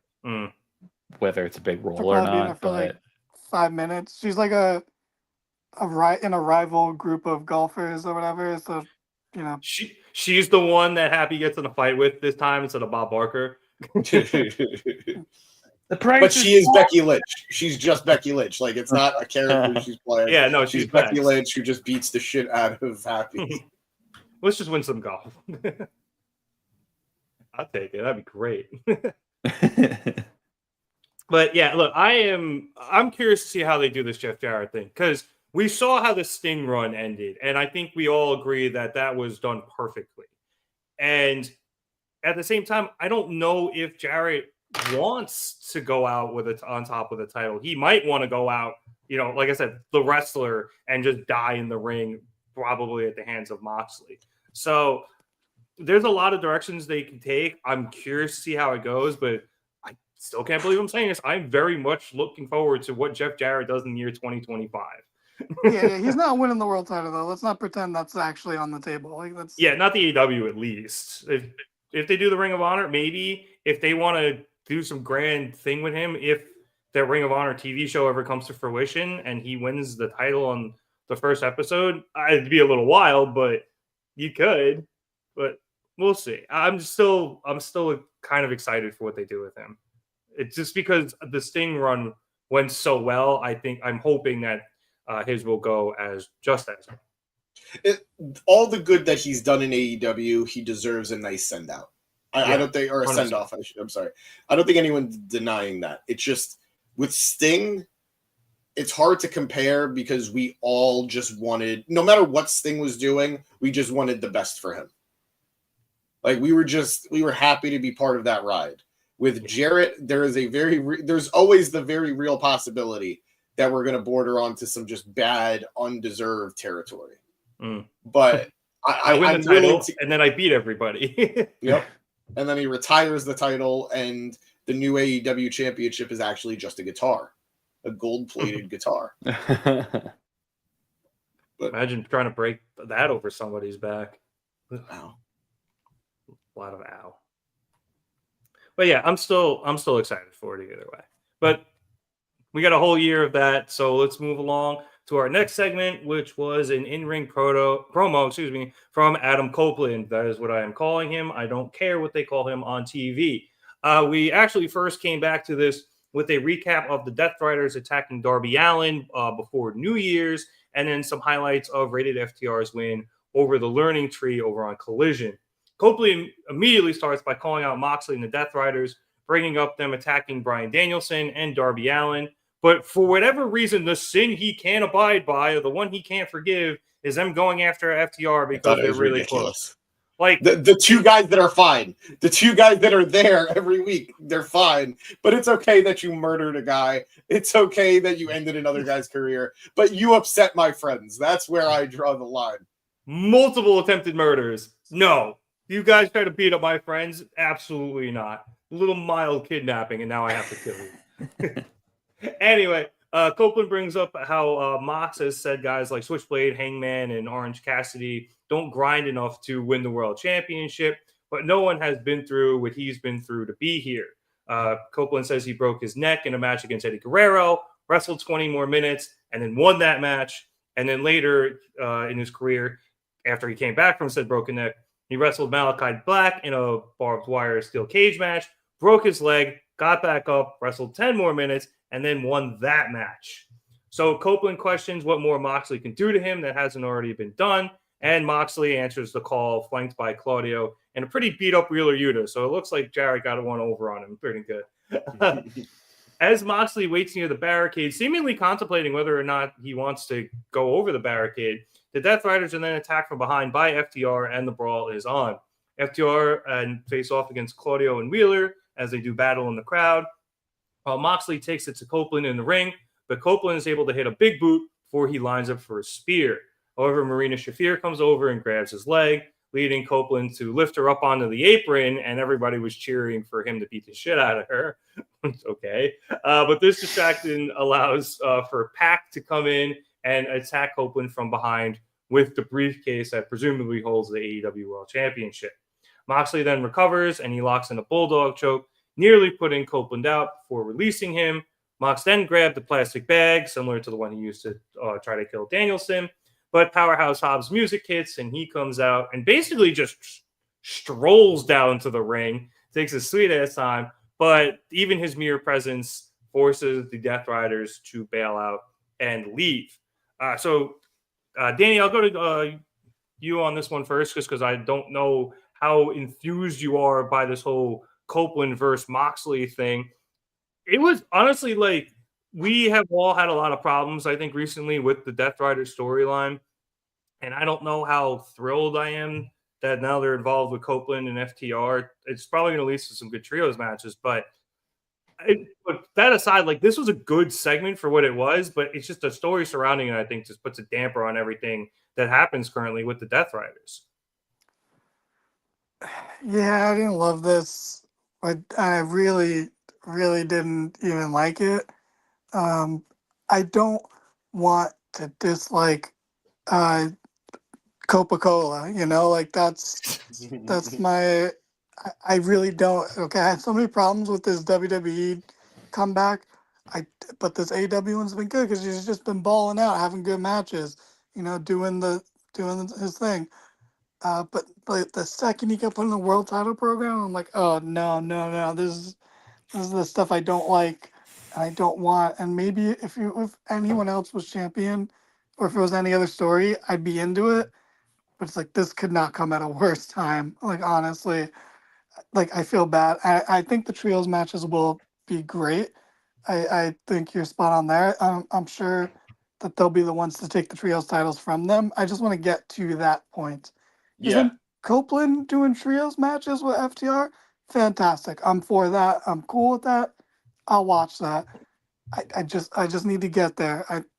I just need the Mox Cope thing to move on. I want the person who can beat Mox to fight Mox. And to be honest, at this point, I kind of want to throw everything out the window and just give it to fucking Kenny and start fresh. Like, or like anyone, but preferably Kenny, but like I'm not super into it. I'm sure I'm not alone. I'm sure James and Nick feel similarly. Go ahead, Nick.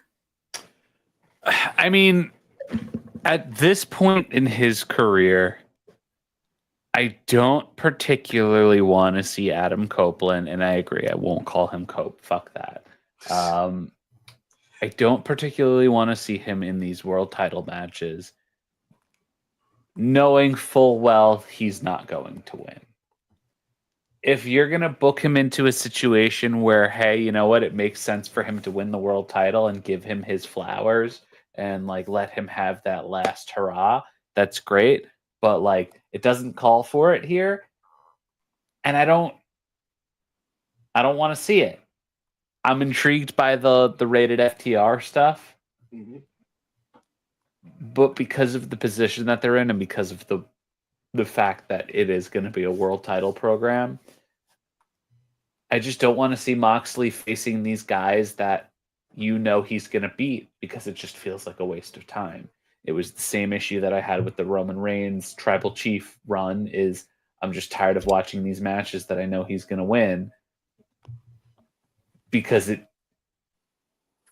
the whole thing just feels so disinteresting because of that. And the match might be good. The match might be amazing, but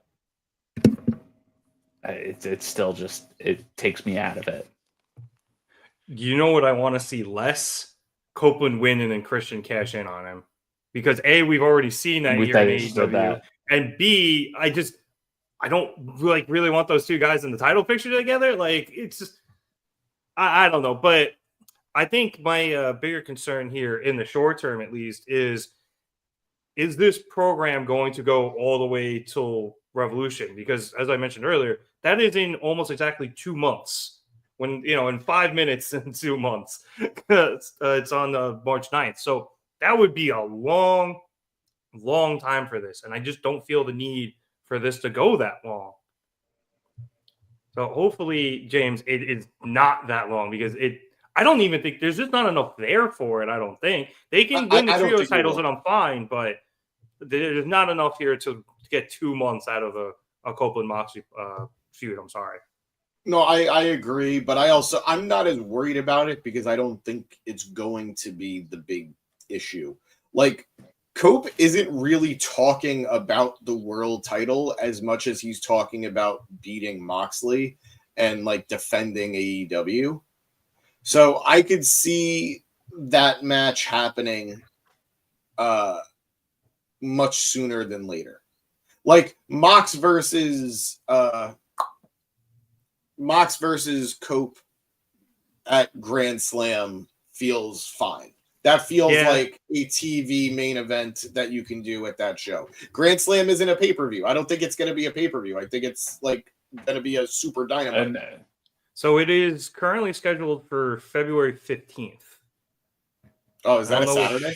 Yes, it is Saturday. Sorry. So I guess it will be a pay-per-view then, which is weird, unfortunate. But I could deal with a month of this. I could deal with the month. It's being listed as a pay-per-view on Wikipedia, and we have an announced match. It's Mariah May against the Casino Gauntlet match winner from next week, which we'll get to later. Which is going to be Toni Storm. I mean, it's a long shot because she's new, but yeah, hopefully. Yeah. Rookie. Anybody could win if you're coming in last, But well, that's a match you want to come out earlier. I don't know that that's true. Hobbs was one of the last names to come out tonight. Yeah, but in premise, you want to come out first because you can win before anyone else comes out.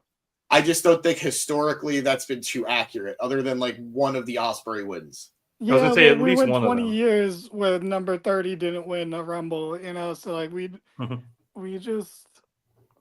go with the flow on that one, okay? We just accept it for what it is. We accept the wrestling logic of it all. I don't know. It's so weird because it's like I draw a lot of comparisons to the Elite storyline with Hangman for this, where it's like, we all knew the only person who should beat Kenny was Hangman. And we were really happy to be on the journey of that storyline. We were happy to see all the setbacks Hangman went through, all the title matches Kenny had. None of them felt, oh, we just got to get through this until we get to Hangman. But for this Mox title reign, I feel like whether or not you're Team Darby or not, we're all just kind of waiting for it to be Darby so we could move on. And I feel bad because I don't want to feel that way. But they have done a very poor job of booking Darby throughout all of this, in my opinion. He's lost to Claudio. He was in the CC doing whatever. And he's not there most weeks, I feel like. He's been written off since that he got attacked. That was that New Year's Rampage or something. So he's been off since, I think that aired on December 27th. So I don't know. This is more of a slog than it should be. I'm happy for certain matchups. Like, I'm happy we're getting Hobbs next week. But as far as Cope goes, by the way, I also want it on the record. I feel like a bunch of people said Cope before he officially named himself Cope, and it's only a problem now that he's officially named himself Cope. Oh, yes. No, when I was doing recaps when he was still healthy, I was saying Cope just to, shorten it down. But now that it's his official name, like, it's annoying. Like, I say Mox all the time, but his name is Jon Moxley. Your name is Adam Copeland, your nickname is Cope. Don't go by Cope. It's just lame. It's the same thing. It's like, you don't. How do you do? His name is Austin Theory. You don't want to call him. You don't like. You call him Theory, but his name shouldn't be Theory. Who? I get it. You know what I mean? In that. But can we all just be adults and admit that Edge in itself was a silly name too? Of course it was, but it was a thing. But that was the 90s. Yeah, that's a different time. He's the same guy. He's Triple H Triple H is a dumb name too, but at least there's a full name. We are. Hey, yeah. Hunter Hearst Helmsley made a lot of sense to turn into Triple H. Okay, it was a natural progression from Terror Rising, and it was a terrible name now, but it was cool back then. If Triple H debuted today for the very first time, He wouldn't get over. He's not exactly. All right, but he's not saying because of the name. He's saying not because of the name. Well, yeah, that's to be fair. Now he's switching it, but I miss wrestling names. I'm just gonna put this out there. I miss names like Edge. I miss names like The Rock. I miss names like Stone Cold. I feel like it's something that's missing in wrestling nowadays. Well, yeah, Ricochet. I mean, Hangman Adam Page, Switchblade Jay she's White. A dork. Swerve. Jay White's a name. Jay White's a name. Well, Switchblade Ricochet is a good example, but then you just had two guys with nicknames, but who have normal Stone Cold names. Steve Austin. Yeah, I was gonna say Stone Cold's still Steve Austin. Like, he's got a full thing. They get the moniker and the full name. If you're just talking just the moniker, yeah, that doesn't happen as much. But you don't have the Undertaker, but you still have plenty of guys who are moniker and full name, like Switch, like Hangman. Like I'm talking just moniker. Yeah, just the rocks, just the edges. Like that doesn't really happen anymore. Yeah, unless you're a luchador. Yeah. Yeah. Yeah, you got Commander, you got Hologram. Guys like that. Hologram's Hologram. Right? Yeah, so I read this recently. He was hurt, and then him and his wife just had a child towards the end of the year. So good for you, Hologram. He's been given some paternity leave. Everything, man. What the hell? Jesus Christ. Yeah, he's been given some paternity leave, so he should be back soon. But all reports are that he's healthy and just taking care of his wife and kid. All that and said, yes, congrats to him. Very happy for them to go after the trios title. Very happy to just be done with Cope versus Mox. And on some level, I feel like Mox should just have been the trios champion with the other two. Like, this was the first time we've seen Pac in God knows how long. Yeah, honestly, the big thing for me here was that he is back, because now we can have that trios match for those titles. Yes, because you couldn't have it when he wasn't around. Also, I do think they had the trios match with Moxley on Collision a couple of weeks ago, but now we can have the titles match, and we'll see if Rated FTR can take them off of the Death Riders. Last note, 1,000% they're bringing Beth Phoenix. They have to. Oh, for Marina? Yeah, 100%. Like we have all been saying, they have done nothing nobody has done anything to counteract Marina Shafir. Cope came too close to like, wait, I'm going to be a rated R asshole and take out the woman of the match. But no, he's just going to have Beth come in and do it. And I'm more than okay with it. Let Beth come in and do it. Is she just going to be Faux? Because to shorten it. I believe it's actually pronounced Fa. Don't laugh. Thank you. Don't laugh at that. Yeah. Don't. No. It's cheap laughs. We are not going for cheap laughs here. Come on. Yes, we are. But it was so good. It was terrible, but it was so good. That's what I'm here for. Terrible but good. The title of my memoir. But no, when she does show up, that'll be what James asked for. She'll just go by Phoenix, and then James will have a wrestling name, and Phoenix here to stop them. I saw so many people after this Cope thing saying like he should have been Adam Phoenix, and I'm like, well, I think we tried that with Matt Bennett one time, and Mike, it's just Mike Kanellis. Mike Kanellis, yeah, I just confused Matt and Mike, but yes, Mike Kanellis and. No. I think the real answer that we're all just sort of skirting past is he should have been Adam Cage. He should have just brought back Dalton Hardcastle or whatever he was back in his indie days. Sexton Hardcastle. Sexton Hardcastle. You know what got my back? He thought it was funny. I'm buying it. Thank you. You know it. What a god. All right. Let's keep things moving here. After we went to commercial, we came back to a Mariah May backstage promo. This was my favorite segment of the evening. Preemptive bonk. I know we joke about hold on. I know we joke about cinema a lot. This was cinema. This is what we should all be tuning into for multiple reasons. There's a lot of plot happened in this segment.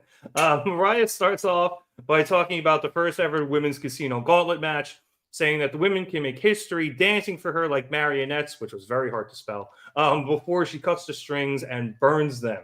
Mariah then gets interrupted by a scream, and she turns and tells Harley that they're rolling. So Harley Cameron rolls in on a computer chair, and she says that she knows Mariah has a lot on her plate right now, but they should give everyone an appetizer on Collision. Mariah laughs her off, saying that Harley isn't getting a title shot. So Harley says it can be non-title, just some hot girl graphs since they're both attractive sometimes. Mariah likes this idea, saying that they can give everyone some hot girl graphs, and then she'll rip Harley's head off.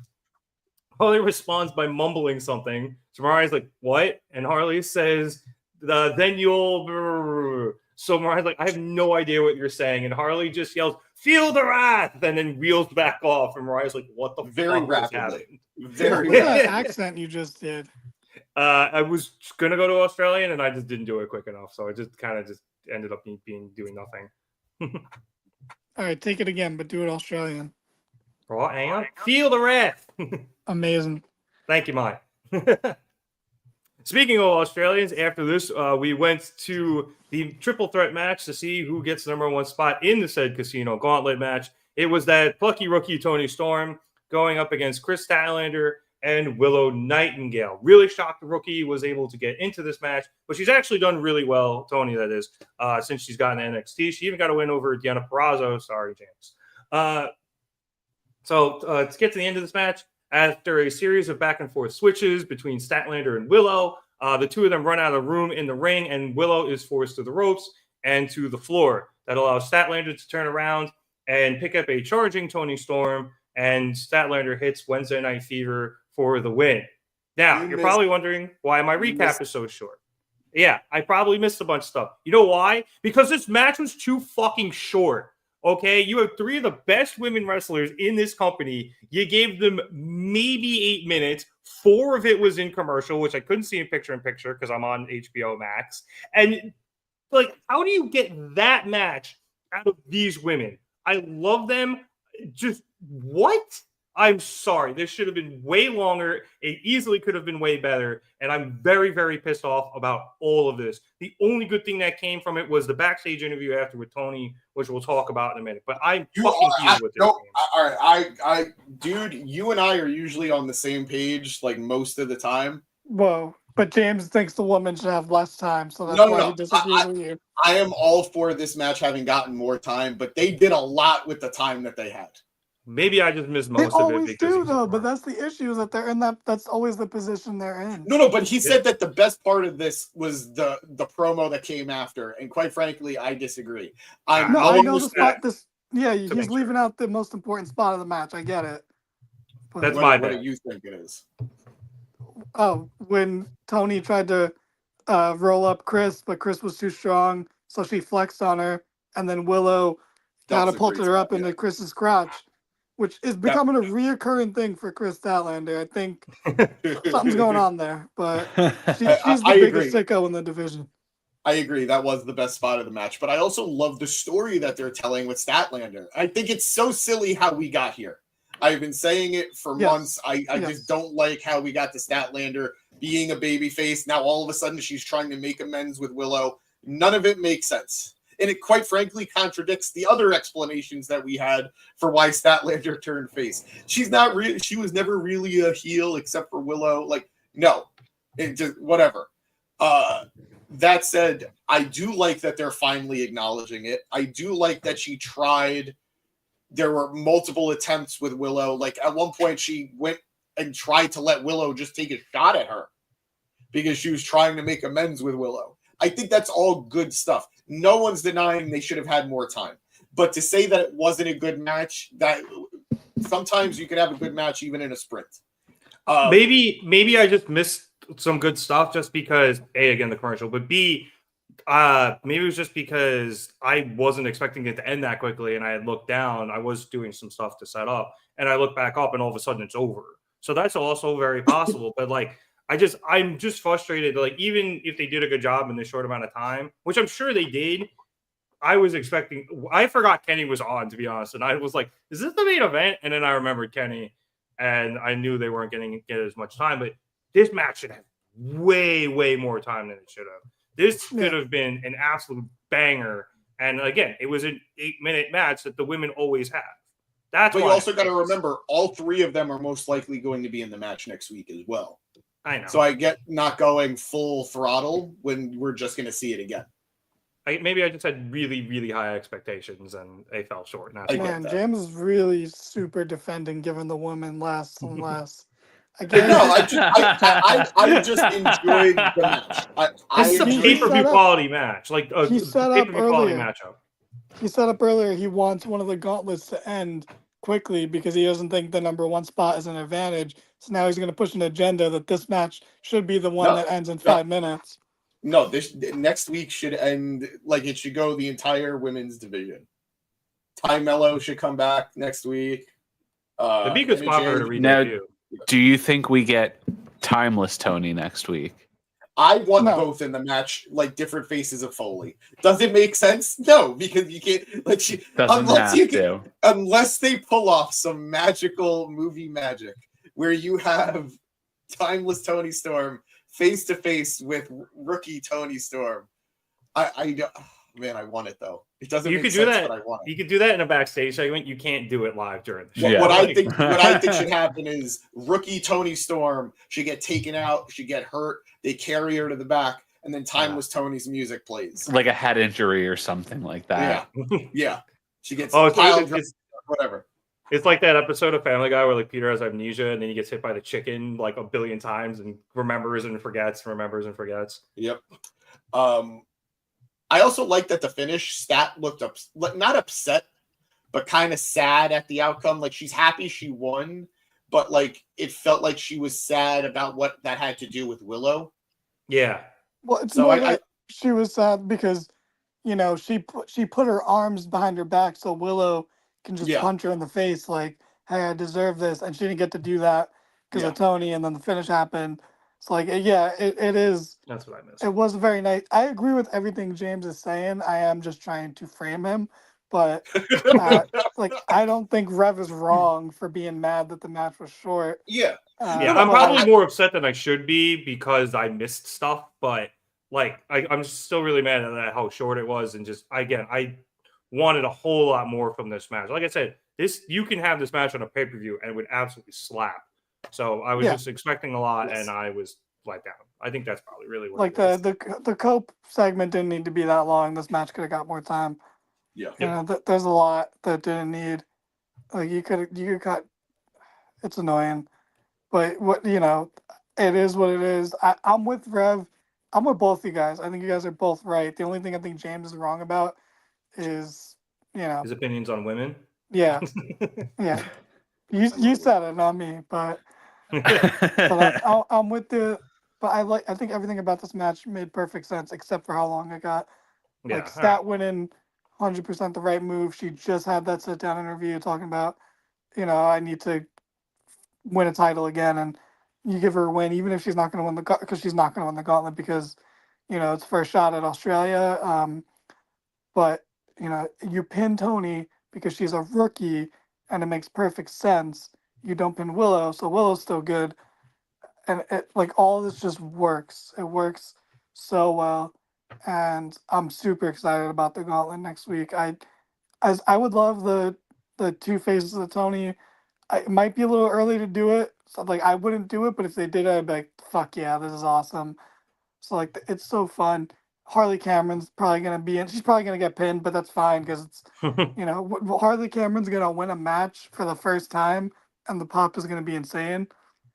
She's like the Chelsea Green of AEW in that regard, but it's just she's fantastic. I know you talked about how great the segment was, but everything she does is just unequivocally fantastic. Do you think Harley Cameron wins a title in 2025? No, but like she'll win her first match in 2025, which is going to be a bigger deal. Like what if Harley Cameron beats Mercedes? I would probably laugh to the point of crying. Like that would be so funny. I would love it, but it's never. I would want Harley to win it by accident. Like it's a multi-woman match. She gets like super kicked and falls, and exactly. Like she should not win it through any actions of her own. Yeah, but like that's a 4-way. She's trying to help Saraya win, and she accidentally ends up falling on top of Saraya. It's almost so perfect to transition Mercedes into like the world title picture. Maybe it's only a matter of time. I think they need Mercedes to lose every belt she has before she goes to the world title picture, which feels very counterproductive, but at the same time, I think it's necessary. I agree. But if she does lose like that, then she could be like, whatever, I was better than that belt. And of course I lost it in some stupid way. I was never pinned, and then I lost it in some ridiculous way, but I'm better than that. I'm going for the world championship. I mean, I get it, but I kind also of buries think the belt, but I think you gotta give someone like the proper rub of beating her for the title. Yeah. But I am also on board with just a Harley Cameron fluke win. Yep. I'm on board with Harley Cameron everything right now. She's phenomenal. And I think the nice thing with that too is you can still kind of extend that run with a world title while still giving her someone that eventual rub of beating Mercedes. And it's for an even bigger championship. You could just do 2 rubs, Yeah. Everyone loves a good rub. There's your intro. Clip it, Matt. Clip it. I knew someone would take the bait, but yeah, the match next week's going to be fantastic. There's no reason it shouldn't be fantastic. If it's not fantastic, it's really only one guy's fault, and he has a thing in common with James. He has multiple things in common with James. He has a lot of money, and he seemingly hates women. Man, I want to be Tony Khan's friend. He's like maybe like a once in a while friend, like You see him at See you at parties. holidays. Yeah. Talk a he's little in bit. town. You go get drinks. Let's and, get you know, together. Yeah, he's fine Never out the next day. never one-on-one. Never one. It has to be in a group. Yep. Oh yeah. He No, like talks it's a too group much. of people. I hate it. I could not be around him. He's too hyper. I would try to depress him so hard. Jesus Christ. All right, to awkwardly transition now. I do want to get into the comments really quick because it had some good stuff here. The first one saying, my wife has the same complaint as I do about the match, too short and too fast. His other complaint was that Toni Storm losing was the real crime. Now, I love Toni just as much as you do, but it does make the most sense here because of what happened afterwards. Because Toni, as you remember, is still the rookie, at least in her head. So after the commercial break, we came back to a backstage interview with her, and Renee tells her that many people were surprised that she didn't win tonight, but Toni says she's not surprised, and she also says that it seems like she's not ready to be in that position. She also says she was really honored to be there, but she also says that she guesses it can't be Toni time all of the time before apologizing to Renee and leaving seemingly heartbroken.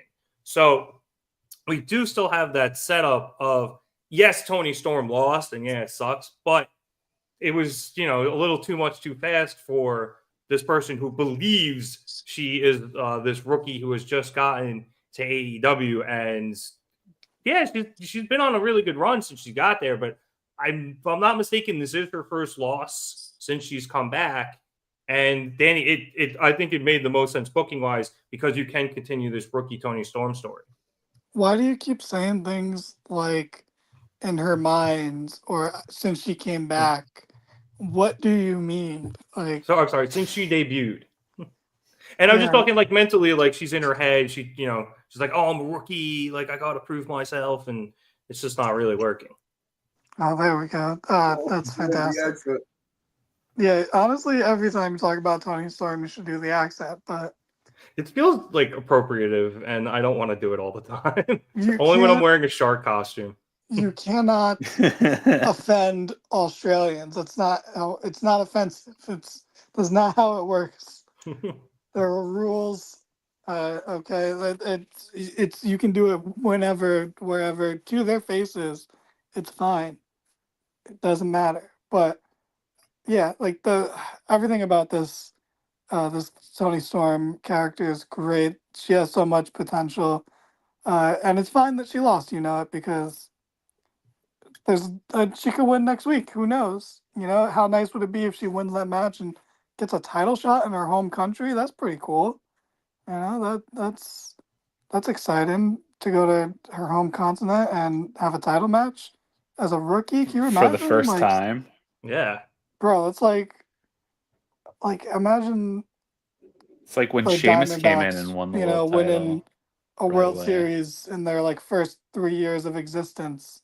First that's 7, but weren't they 98? I'm pretty sure they were 98. Well, no, the Marlins. I used to the Mets. Yeah, sorry. Yeah, no, I said the Diamondbacks. Oh, yeah, I was gonna say that was neither of them. Well, they were both. They were all of them were really, really fast. Yeah, no, that's true. But the Diamondbacks was special because they won the best World Series of all time. Yeah, it was 01. Yeah. James knows. James knows. America cried even harder that year. Yeah, you're right, Danny. They were established in '95, began play in '98, and then won in 2001. James is a big Diamondbacks fan. Genuinely, that's one of my teams. If my team's not in it, I'd like them to win because that World Series was amazing. But anyway, So I know they beat the record of the Marlins, who started in '93 and won in '97. That was the previous. And then the Marlins won again in what, 2003? Yep. Yeah, you remember Who that they one, beat? James? Yeah. That one wasn't even exciting though. That was a boring World Series. That was the Aaron Boone year too, which is even funnier. Fuck Boone. Yeah, it was exciting playoffs, not exciting World Series. Hello, Abraham. Thank you for joining us. Welcome I know we're to our talking about baseball, podcast. but yeah. We swear this is a wrestling podcast. Yeah, hang on. We don't go on tangents. Beckett in that postseason was unbelievable, though. But to get back on track, I'm really excited next week for the Women's Casino Gauntlet match, just because there are so many possibilities. I think a lot of us think Toni's going to win. I know some people don't want her to win because I know it is Grand Slam and it makes the most sense, but I think some people have seen the title picture and it's just been Toni and Mariah for a long time now. So I can see some hesitation as to why people would want Toni out of the title picture, but this has to come back. This has to come back around at some point, and I think the best place to do it would be in Australia. So, yeah, I would agree, Danny. They're probably wrong. Like, they're wrong and they're dumb because they don't even want better. They're just dumb, and it's the same people who get sick of anyone who succeeds. You know, like, it's like you shouldn't hate John Cena in 2006, but like every other year after that, absolutely. You know, like. So we just hate success. That's what I'm hearing. We hate winners here. When it's forced down your throat repeatedly, yes. That's not a good winner. He was a great winner. He was super gracious, never took any opportunities from anybody. Quite frankly, Rey Mysterio had it coming. Deadbeat dad and all. Cena was ahead of the curve. So, no, John's a hero. All right. I don't want to hear it when he was the one that was probably getting Jeff Hardy drunk all of those times, probably slipping all of those drugs into his bag. I mean, really, once you start out selling someone in merch sales, you know, all bets are off. I mean, I think Danny would agree with me here. Like, if it wasn't for John Cena, Jeff Hardy would probably have led a very clean 20 and 30s, honestly. Honestly, if Jeff Hardy if Jeff Hardy reached the top, the company would not have sucked for 10 plus years. Like, it's insane. The ripple effect that had, you know, is wild. Wouldn't you agree, James? I agree. Jeff Hardy could have been bigger than John Cena. So you agreed with everything Nick just said is all we heard? No, none of that. I don't think John Cena gave Jeff Hardy hard drugs and alcohol while he wasn't paying attention. I don't think John Cena was roofing Jeff Hardy with the intent of sabotaging his career and life. For the sake of our liability, no one believes that actually happens. I don't know, Nick. We're incorporated now. This is a joke. Please don't sue us. Just because there's actually a company to sue now.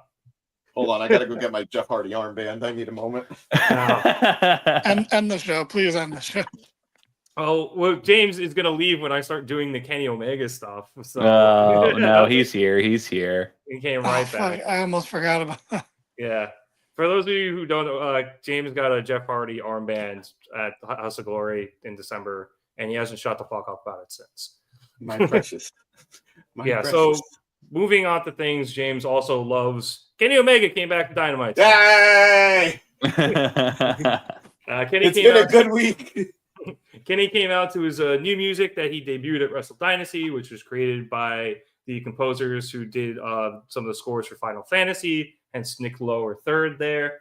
And Kenny's head's still pretty taped and bandaged up from his match with Gabe Kidd the other week. He has a huge gash across his right temple. And honestly, James, that leads me to believe he hard-weighed with that table shot and didn't blade. Because that was a good 4 inches. We talked about it when it was happening that, oh man, Kenny forgot how to bleed. Kenny forgot how to do color. And I really hope that's not a permanent scar on his beautiful face. But either way, a beautiful reminder of a beautiful matchup. Yeah, that was a big, big cut. Doesn't look like somebody else's, but we'll talk about scarred heads in a moment. Anyway, Kenny starts off his tale by recounting his bout with diverticulitis, saying he lost 2 feet of his intestines, and if he hadn't checked into the hospital when he did, the doctor told him he would have died. Upon waking up from his surgery, Kenny said he had 2 questions for the doc. How long is recovery, and when can he return to the ring?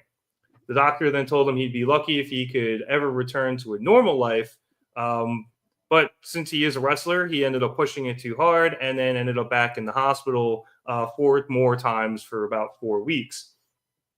Kenny says during those times he thought about taking the safe road and giving up and not coming back to wrestling, but then he would ask himself what his purpose in life would be if he wasn't in the ring. He said that he didn't have any, and that he found that purpose again last week in Japan, and once again back here tonight in front of all of those people, despite the fact they were like church mice. And while he won't be the same Kenny Omega he used to be, he promises that he'll come out here and show everyone that he's still, and then he gets interrupted by the long-held deep note of that carny piece of shit, Don Callis. Don comes out and he starts to say, well, look who's back from the dead. But before he can finish, Kenny rolls out of the ring, chases him up the ramp, actually gets Don, and just starts beating the shit out of him. Much to Excalibur's delight, who was like, I think that's the first time anyone's actually gotten their hands on Don. He lays in a bunch of right hands until Brian Cage and Lance Archer come rushing through the tunnel to pull Kenny off of him. The two then drag Kenny to the ring and continue to assault him, where they're joined in by Kyle Fletcher, who ends up joining in on the attack. With Archer and Fletcher holding him, Cage hits a huge body blow to Kenny, dropping Omega to the mat. And then Cage sets up Kenny for the power bomb, but Will Ospreay's music hits and he comes sprinting out with a chair, hitting Archer with it on the ramp before rushing to the ring and driving off Cage and Fletcher. As those guys leave, Kenny begins to get to his feet, and Ospreay turns around and sees this, so he drops a chair, and both men stare each other down and have some conversation that we could unfortunately not hear before Ospreay leaves. And as we go off the air, we get the announcement that it will be Kenny Omega versus Brian Cage next week at Dynamite Maximum Carnage. So James, I will go to you first. Yay. You deserve this, I think. Kenny's back on Dynamite.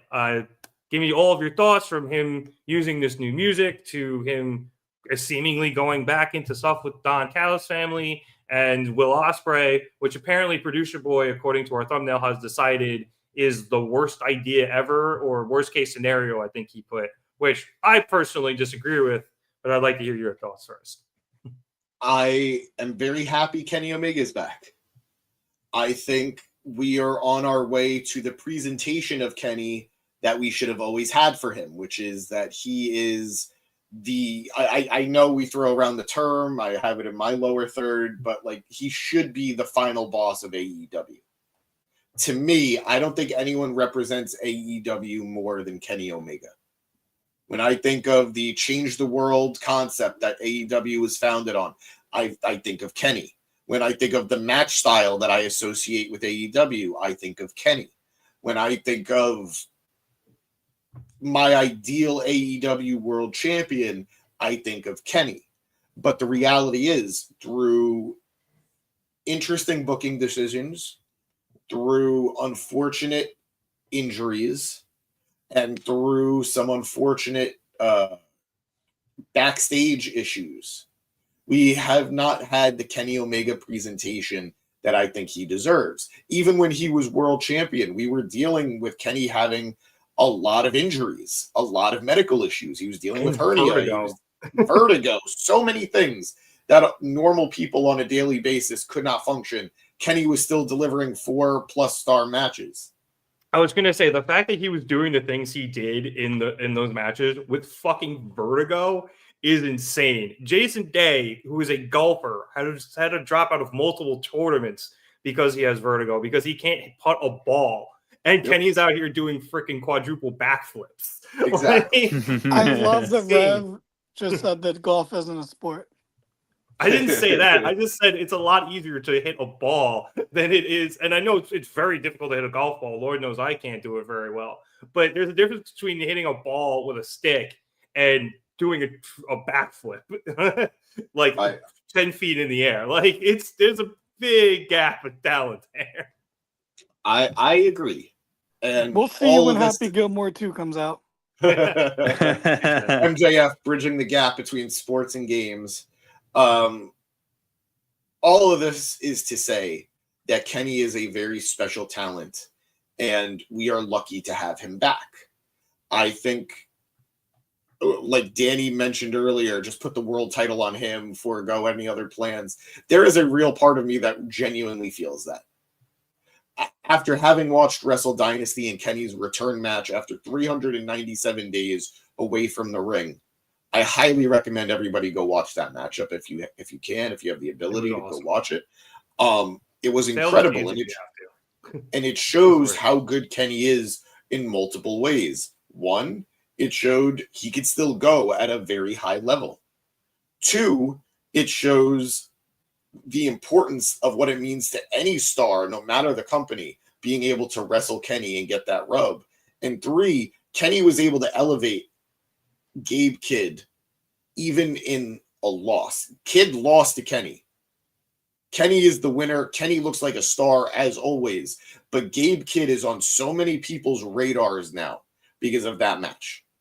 Oh, as I said, was that Saturday? Or I guess it was Sunday morning at that point. Right? Blank check for the kid. Like, he can write his ticket down. Absolutely.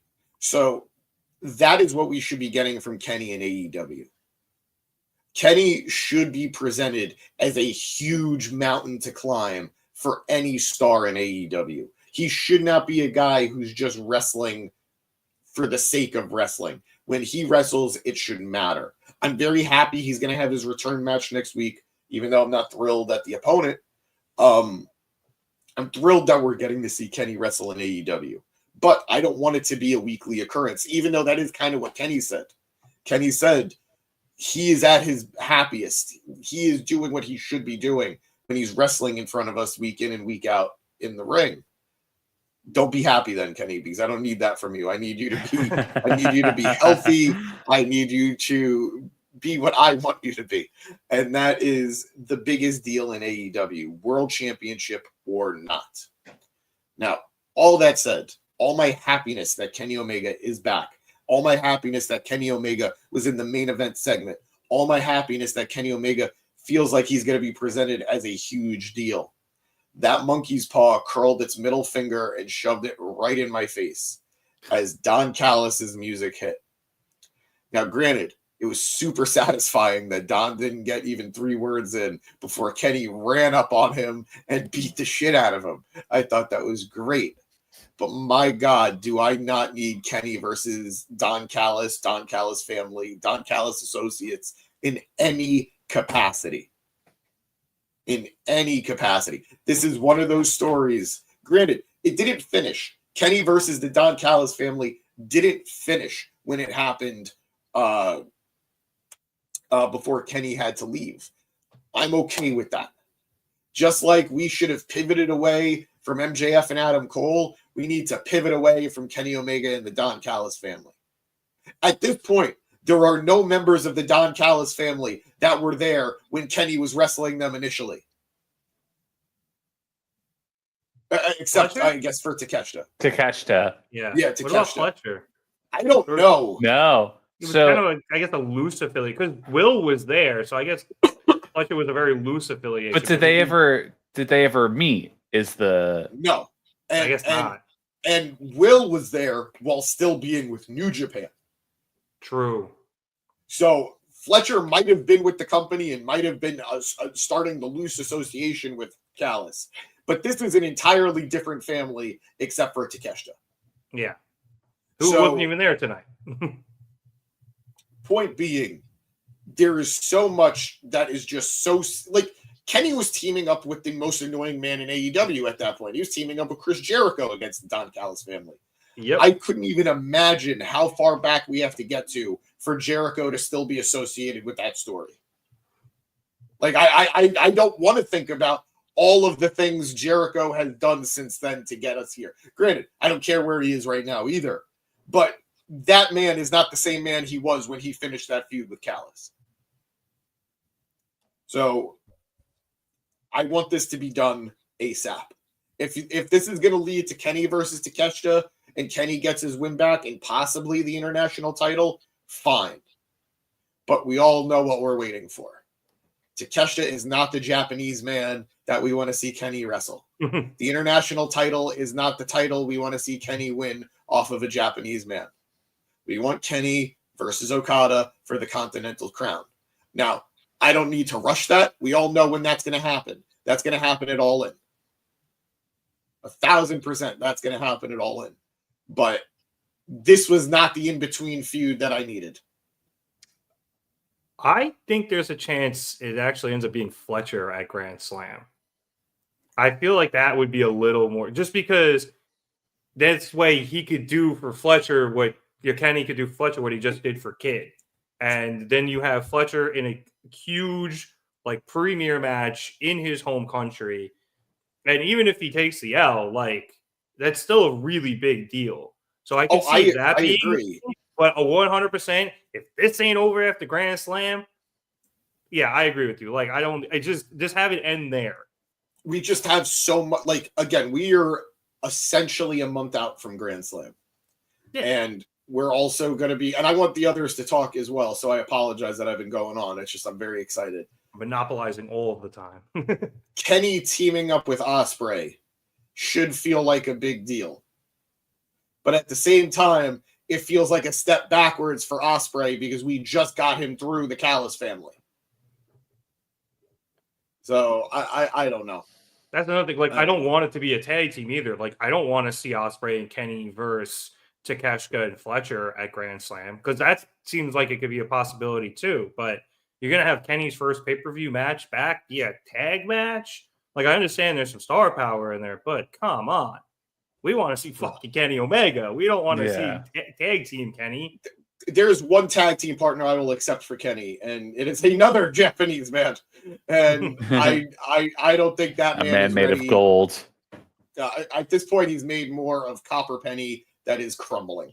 I was gonna say like straws and string and bubble, but I love Ibushi, but spray painted gold. The gild, he has a gilded ankle. Right, Danny unmuted for a second, so I know Danny had something to say. And the floor is yours. I mean, I think you guys are downplaying how cool Ospreay Omega tag team match would be. It's cool, but it's just not the first thing I want to see him do back. You know? Yeah. Well, tough shit. Like, I don't know what to tell you. You're gonna get it and you're gonna like it, you dumb. Well, I'll still like it. I want to see Best Bout Machine Kenny, man. We've been missing him for a long time. What I saw on Saturday/Sunday morning was amazing, and I just think that's what AEW fans want to see. Like, yeah, that tag team match is cool, but I'd rather see the singles match. Yeah, but that tag match sets up a future Ospreay Omega rematch too. Another match I think we all want to see again. Like, I feel like that. I think that was really important for showing, because we want Kenny to be like the final boss of AEW. I know at least James does because he said it so much, but like, it makes perfect sense to have the guy of AEW versus with the new guy of AEW teaming up for a common enemy, even if that enemy is something you don't want to see that much, because it's not going to be long, but they're just going to beat them quickly and then move on into like bigger stories to sink your teeth into. But whenever they come back to an Ospreay Kenny match, like, this is the jumping off point from there. So I'm so like them ending the show together was perfect to me. I would not have. I get it. I don't want to see Don Callis anymore, but I am so the image of Ospreay and Omega, it was perfect. Like, that's the closest we've gotten to the Omega Danielson like feeling. You know, like I think that was a big important step, but it just begs the issue we're saying is, like, why is the main event garbage? Why isn't the company built around these two, Swerve, Hangman? You know, why aren't those our main event guys? Switch. What? I'm sorry, you guys tried to get some sneaks in there? What I speaking Orange Cassidy in. Oh, okay. Yeah, I mean, Orange Cassidy has to float in and out of it. As much as he's my favorite, he can't be there the entire time. But like, you could always have Hangman, Swerve, Omega, Ospreay, and no one's gonna complain about that.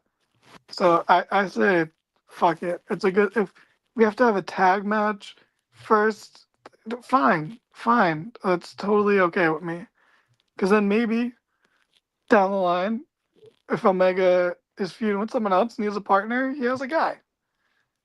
You know, imagine a tag match of Omega, Ospreay, and Hangman versus Okada and the Bucks. Like, come on, that sounds fantastic. That does sound really good. I like all yeah, of those guys together. Yeah, I'm not going to say no to that, but I agree with everything you were saying, Danny. It's just, for me, it comes down to fear. And that is, we've had Kenny presented a certain way for so long in AEW that now that we know he's capable of being more, that's what I want. And I'm still being presented what we were given with Kenny previously. No, I get that, but I think you guys are undermining or not giving enough credit to how important him and Ospreay together were, because Ospreay has been fulfilling that Kenny role to a degree, and I think it's just good because it's not going to be a long thing. We'll move. I think it was super important for Ospreay to be there with Kenny tonight. I think that gave me a good feeling, whereas Don Callis coming out gave me a bad feeling. I understand where your worries coming from, but having Will come out made me feel better about it, because to me that's really important, because their whole feud was about Ospreay taking his place in Japan, and now they can just do that in AEW too. Like, to me, it makes it was worth the shittiness of having Callis there to have Omega and Ospreay together. I think it's worth. It's a fair trade-off. I'm hoping you're right, and I'm willing to wait and see. I'm willing to let it play out, but I'm still very scared. yeah, I think the hope is, if this is the reintroduction to Kenny, fine.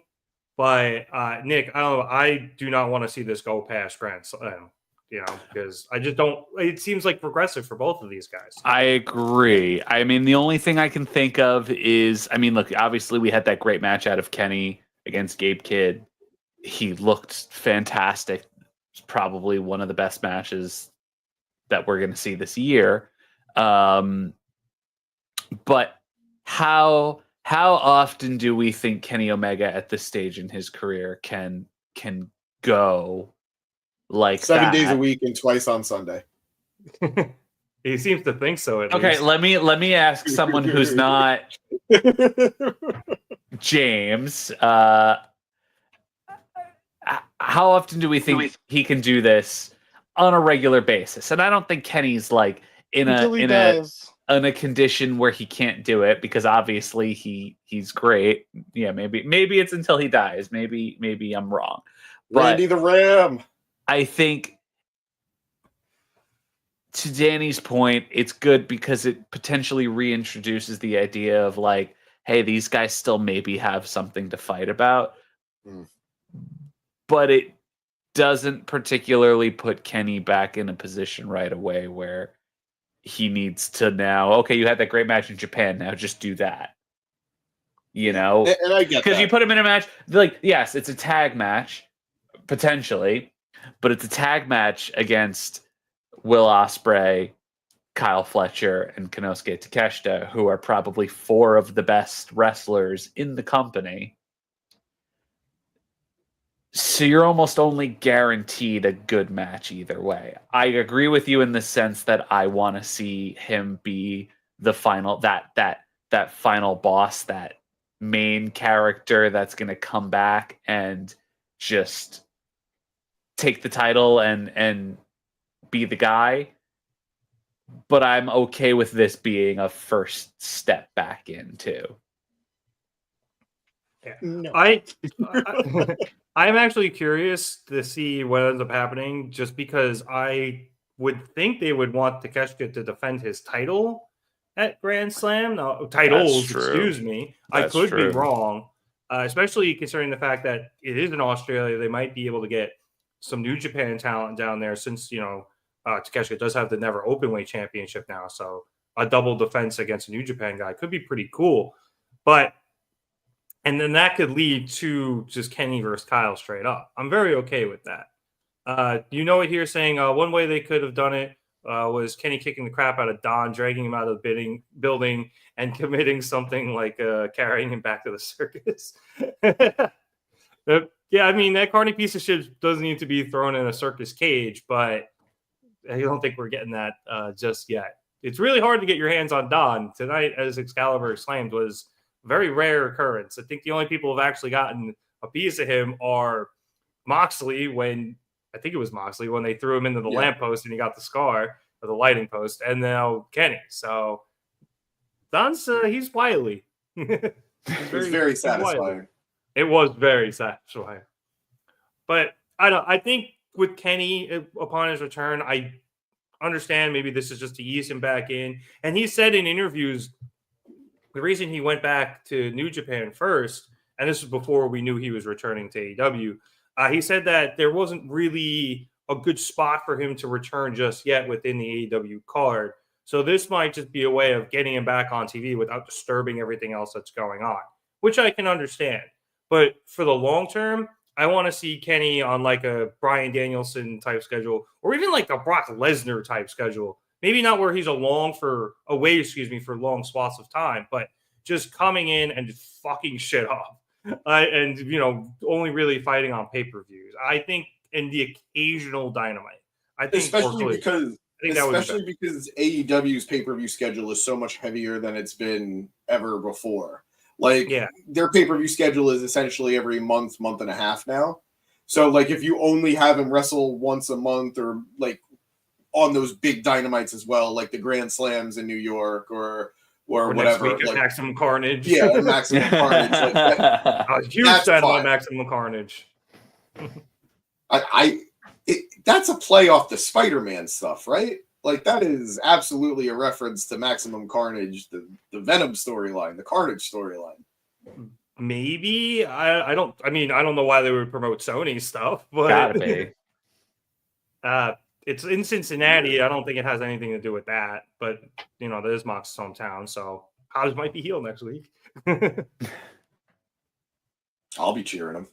Yeah, me too. Let's go Hobbs. But I think the phrase "worst case scenario" is definitely not something that needed to be thrown out here, and I think we can all be cautiously optimistic, but definitely heavy on the cautiousness just because of the fact we're back with Don after all this time off, where we did want something fresh and new out of Kenny as he returns to Dynamite. All right, but on that note, that was Dynamite. I thought it was a decent show. It kind of got stuck in between two bigger ones. We had the New Year's show last week, and then next week is obviously, we just said Maximum Carnage. So hopefully that's a lot of fun. But there was some good stuff in here. I thought the opening match was great. The Casino Gauntlet match, always fun. And then I very much enjoyed the Mariah Harley Cameron stuff. I'm sorry. That was one of my favorite points of the evening. But Nick, what'd you think about Dynamite tonight? How'd you enjoy it? Decent show. I always love the good Gauntlet match stuff. I'm a sucker for, the Royal Rumble style matches where there's some surprise entrances and blah, blah, blah. Obviously love Kenny Omega coming back as a massive Final Fantasy fan myself.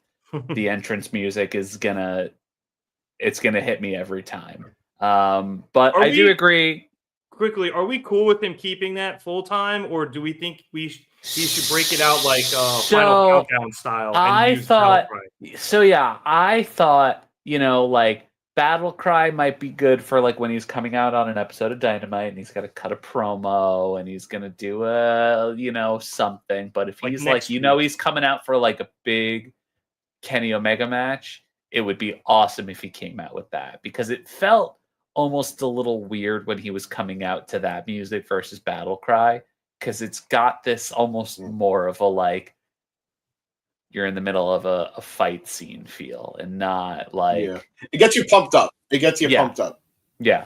But not for someone who's coming out to cut a promo, particularly. Yeah. It should be like his Final Countdown. Yes, I agree. Exactly. Plus, I like Battle Cry a lot. I do too. I hope they do bring. Blade doesn't have bad music. Devil Sky, Battle Cry, this one, all great. Yeah, good job out of him. Danny, what were your opinions on this evening? Now I gotta wait for him to unmute. All right, there. I didn't watch. Get ass, I believe. All right, Do you James, know, wrap it up. again, perfect intro if he was on camera. Perfect for intro material. I didn't watch. I thought this. Look, I'll do a face reveal if we hit 2,000 subscribers. All right. Incentive to subscribe, people. But I'll get to my spiel in a minute. James, take us home with your opinions on tonight's episode. I thought this was a strong Dynamite. I think it's setting up for a much stronger Dynamite for next week as well. Happy to have Kenny back, obviously. So happy to have Kenny back. Will Hobbs, Powerhouse Hobbs winning the Gauntlet match was a welcome surprise. I enjoyed the women's match, even though I agree with you. It should have had more time. I say this all the time. I'm gonna go back and watch it. I'm gonna go back and watch this one, especially because it's a lot easier now that it's on HBO Max. Like I can just probably pop it on right now. But we got to get out of here quick because Nick's falling asleep. Love Harley Cameron. Very happy that she's setting up for big stuff. And Ospreay, Buddy was fun. Great way to start the show. Yeah, I agree with all that. I think this is a good in between two big episodes. Dynamite. It helped wrap up a bit of stuff from last week. Helps us jump off to Maximum Carnage next week, which is appearing to be a pretty big show considering there is the Women's Casino Gauntlet match, AEW World Title match, and a Kenny Omega match, his first one in AEW in over 400 days, give or take. So should be a lot of good stuff next week. And this week was just, it did exactly what it needed to do. And on that note, I would like to thank everybody so much for watching us here at the Market Down Podcast. We'd appreciate it if you liked and subscribed. If you liked the video here tonight, it lets us know that you enjoyed what we're doing here tonight. This is, I think, back-to-back week now. We had all four of us, which has been cool. So let us know what you guys think about that. I think it's been a lot more, I don't want to say more fun. No, me and James was fun, but you guys all being here is so great. You know what's saying, decent show, disappointing Spike Dudley didn't show up. One day you'll get your Spike Dudley. One day. I don't know if it'll be on Dynamite, but hopefully he comes back in some capacity. Dynamite Dudley, let's go. Dynamite Dudley. And as I was saying, if you subscribe here to the channel, you can see us by Danny every week here after Dynamite, along with the Gym Pack Zone on Thursdays. It looks like we're going to be doing a lot more Monday Night Raws as they move over to Netflix. So we'll see what happens there. I regretted this last Monday. You picked a bad one. I was in the right for not trying. I was in the comments. So I was trying to help you guys out, but that did not look like that good of an episode. Not to throw stones, but and then I guess we'll try to do SmackDowns. I don't know. We'll just start doing stuff. We should have done last night. There were 2 title changes on NXT. We didn't do them. That's Nick's department. But yeah, we'll definitely. No. The issue is I work until 9:00 on Tuesdays, and it makes it very hard. And it's the one show that you can't stream anywhere. Like the CW doesn't have it on the app live. You have to watch it the next day. Antenna. I have an old school like bunny ears digital antenna in my apartment, and I can actually watch. 11 doesn't come in great because the Mets are also on 11, and it doesn't come in great. But I can at least try. I can watch it on live TV. Yeah, you have cable. CW, I have cable, but like if I'm Nick who's working till 9, I can't watch. Yeah, like I can watch like 20 minutes of it on my phone, 30 minutes, and then I got to do stuff, and then I got to get home, and then by the time I get home, I'm like, oh, there's 15 minutes left. So like, what am I going to talk about? So it's Chad's department. Okay, we'll blame him for not doing it. But whatever happens with the WWE stuff, we're here on Wednesdays and James here on Thursdays. Were you going to say something, James? Or no? I mean, yes, NXT is going to be Chad's department, or it should be, but I can't put his name on the NXT shirt the way I can with you guys. So you guys got to figure your looks shit like out. You're watching NXT with me, bud. I mean, I watched all the highlights on Square Circle. It looked like a much better episode than Raw was. Yes. Anyway, if you want more of this nonsense over on our social media channels, Twitter, Instagram, TikTok, Facebook, and Bluesky, you can check out all of the stuff in the description below. Though I think I need to have Bluesky because producer boy changed all the stuff I had there, and the Bluesky is not accounting, but I'll get you that link there, producer boy. But yeah, so there's that. And then if you are on Twitter or Facebook and you want to follow us on some stuff, Twitter is markitdown_pod. Instagram is @markitdownpod. And YouTube is youtube.com/markitdown3665. Did that from memory because Nick is blocking the bottom scroll there. Before we go, Nick, do you have anything to say? You know, I really like being here with you guys. Yeah, like we having like you. having Jinx, you make code. But it's also 1 a.m. you. That's Danny's fault. He dragged this out. We'll believe he's not doing it already. This is how we do things on Wednesdays. I'm enjoying Wednesdays. I will try to make more Wednesdays. We'll get you any night of the week. We'll get you any night of the week. You want to gym packed it up with me? We'll see you on Thursdays. You want a Monday night Nick it? We'll have you on for Raw. I really just want to be the Tuesday night delight. That's what we're going for here. We'll work around your schedule. We'll make it happen. James, you got anything before we go? Although you know it's saying we should get our MySpace page going. He tried to bring it back. It didn't happen, but sorry, Tom. Sorry, Tom. He was a good friend. We real quick, who's in your top 4?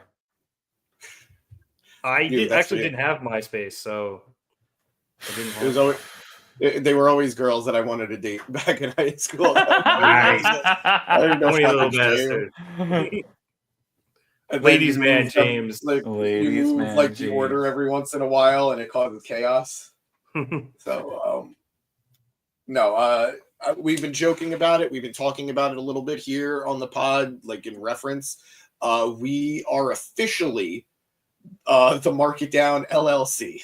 We are officially a company. We are officially back to monetization, all that stuff. So we really appreciate you guys being on the ride with us. Now that we are official, all the things that we've been teasing for a while are definitely going to start coming into fruition. We're going to do our best to move merch out for you guys. We're going to be doing our best to create membership opportunities and incentives for membership opportunities, and a lot of fun stuff coming up. What up, Dev? Welcome. Hey, Dev. Happy to have you here. So yeah, you guys have been. Oh, you're Atari. You guys have been great with us, and our success is entirely because of the community that we've created, and we appreciate you guys, and we really hope to have some fun stuff to add to make it even more fun for everybody involved. So stay tuned. 2024 was big. I have a feeling 2025 is going to be even bigger. Hopefully as big, if not bigger than Jeff Jarrett's 2025. Also, Absolutely. Wild to hear the phrase community we created. That's just crazy to me. We genuinely have. We have people who tune in and talk with us that we have running gags with. Yep. Whether it's Mondays or Wednesdays or Thursdays, we've got a regular audience, and we appreciate you, like every one of you. So thank you so much. It's just we'll have to create some sort of space for everyone to interact and like hang out on a more kind of intimate level. Our space, not my space. Our space. Yeah. I thought you were just going to say Discord. I like that when we get. I like that when we get together, James's creative juices really start coming out, and he's on it. A lot of juices are coming out of James when we get together and start talking about Kenny Omega. Oh yeah, every orifice like crazy. Have you not heard? Yes, that's what it is. The coughing. That's where I'm leaking. No, absolutely, because I hear it from you guys all the time, because sometimes we'll have somebody do an episode by themselves, like when Rev does Dynamite when I can't be here, or vice when Matt, versa. or when Matt does Raw by himself, or when Danny used to do Raw by himself. It sucks doing it by yourself most of the time. It's a much quicker process, but it's usually just a lot lonelier. When we're We get under together, that oh my hour god, that producer boy wants. yeah. When we're together, oh my god, I'm having fun. Like it's fun being with you guys. So Yeah. good. I will stuff. say this: when you're by yourself, it's a lot easier now that we have this community. So, oh yeah, thank you all for that as well. But all right, we're just patting ourselves on the back. We got you. You know it, yeah. We'll take definitely a half price beer. You're in New York, I'll buy you one. But all right, let's get out of here because, like I said, we're just patting ourselves on the back now. So for Nick Manionis, Danny Hernandez, producer boy Eric Asante in the background. Fuck producer boy, he fell asleep. He hasn't been active for the last hour. He fell asleep with Mariah May and Harley Cameron on his screen. So I wonder what led to him falling asleep. And we're talking about my juices. My name is Nick. Gross. All right. Thank you so much for watching. Get us out of here. At the Market Down Podcast. Have a good night, everybody. You know what? Yeah. Keep your juices inside. Yeah, I was going to say something like that, and it just felt gross. Get that no, he was awake. Now he leaves. Motherfucker. So are we. Bye, guys.